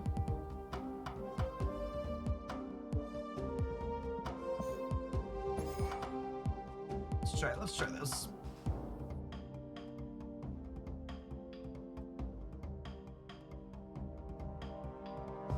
I have Hela? I do not. I do not have Hela or Ghost Rider. Otherwise, we'd be playing discard decks.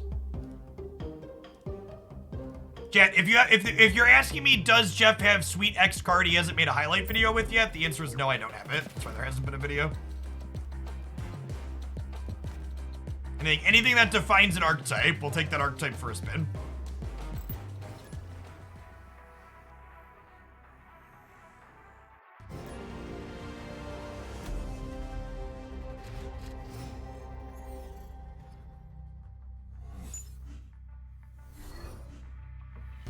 I think Jubilee's a little sad, but we've got Black Widow into Wave here, which is not bad. Black Widow's a neat disruptive card, so it adds the Widow's Bite to their hand that says cards from their deck can't be drawn. So it forces them to kind of play this. One, it gets rid of at least one of their draws, and then two, it fills one of their board spaces.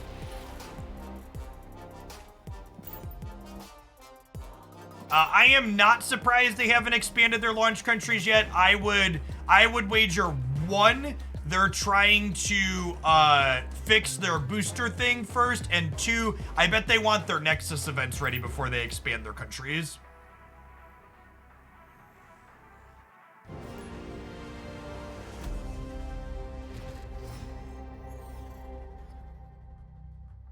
Hey, Hurst, thanks for the 28 months. Welcome back. I appreciate it. Sunspot into Mary Isle sounds lovely. Think the new season will have Nexus events? No, probably not. I imagine adding Nexus events to the game requires a client patch.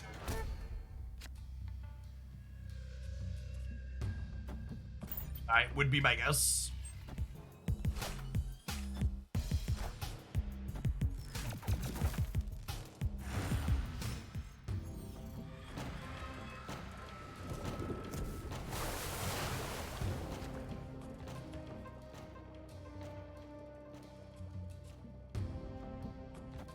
It's fun. It means we get to leader next turn and potentially cheese with Professor X.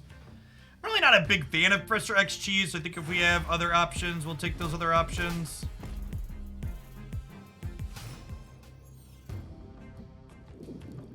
Oh, wait. This is... God damn it. I was talking and clicking at the same time.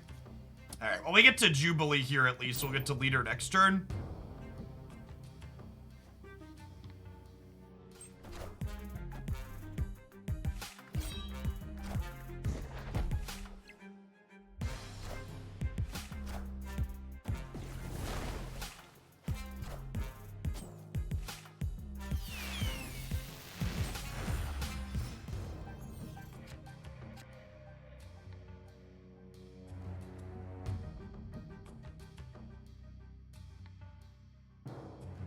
So I can't play Odin into here.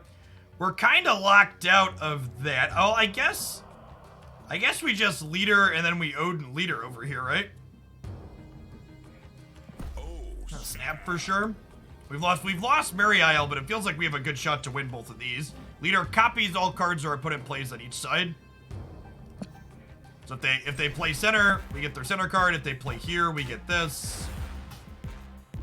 So it's just like big anything you could do, I could do better energy. So we just like Odin here, and then if they make a big play here, we get a copy of their big play. victory. What's Black Widow doing here? So Black Widow is a good disruptive card early. And the curve that's kind of sweet with this deck is you go Widow into Wave, into Odin, your Black Widow plus Wave is a 2-3-4 that locks people out of setting stuff up and getting through their deck. So obviously they get to play the first Widow's Bite out easily, but then you go Wave into Odin, and then you give them a Widow's Bite and you make everything cost 4. Cost 4 again. It's a really solid curve. We weren't able to do it there because of their what's it called, but yeah, it's good 2-3-4.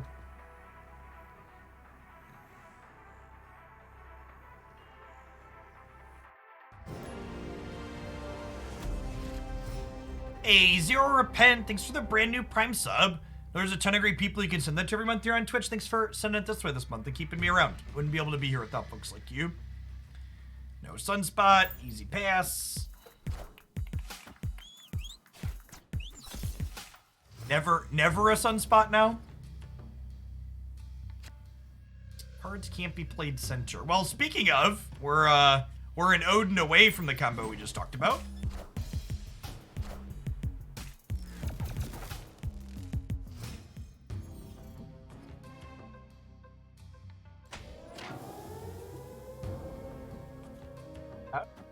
Ow. Oh, baby. Oh, baby.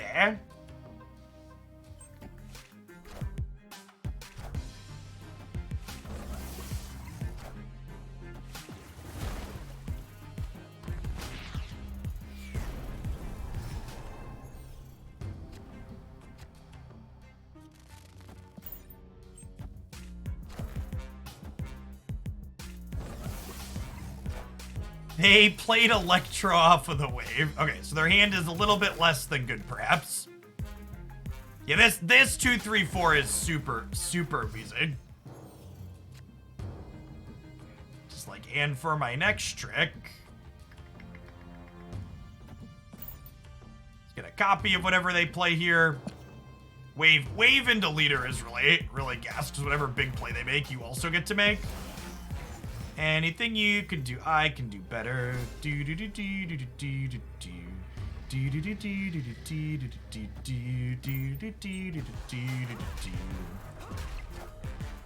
Oh yeah, I probably should have snapped there. That's a good call.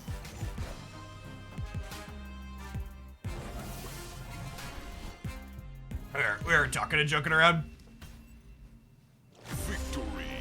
Victory.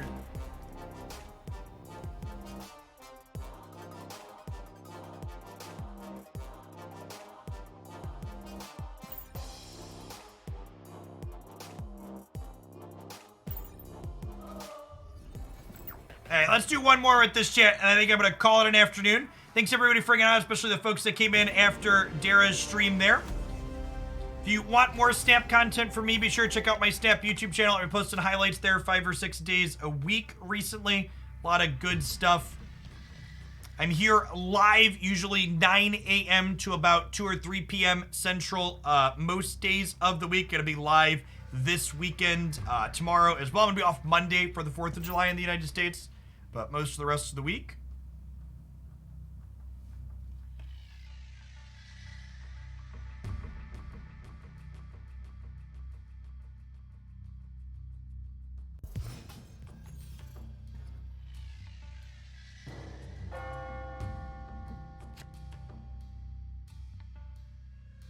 All right, chat. Well, that's, oh my gosh. All right, well, that's a snap. That's a snap.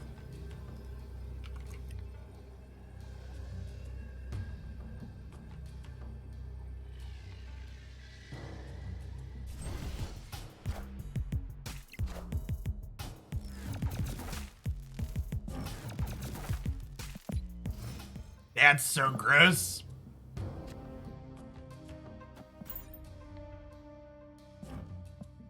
She bites, chat. She bites.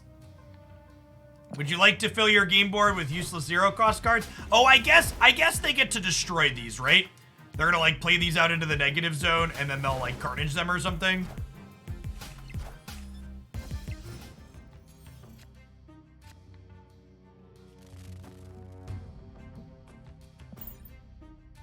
The combo.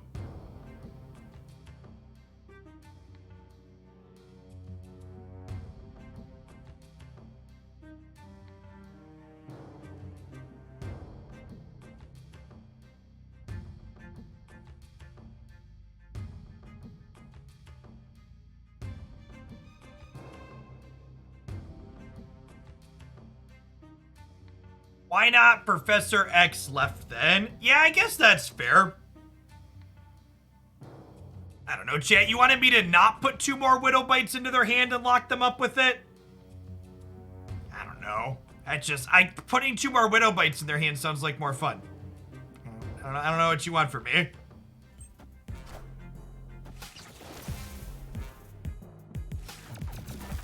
We get to have our cake and eat it too, chat.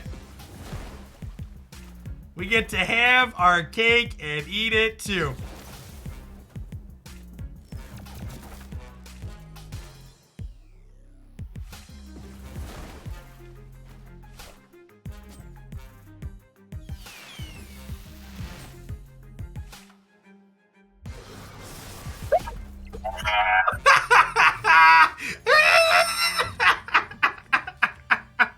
That's just good deck building right there, chat.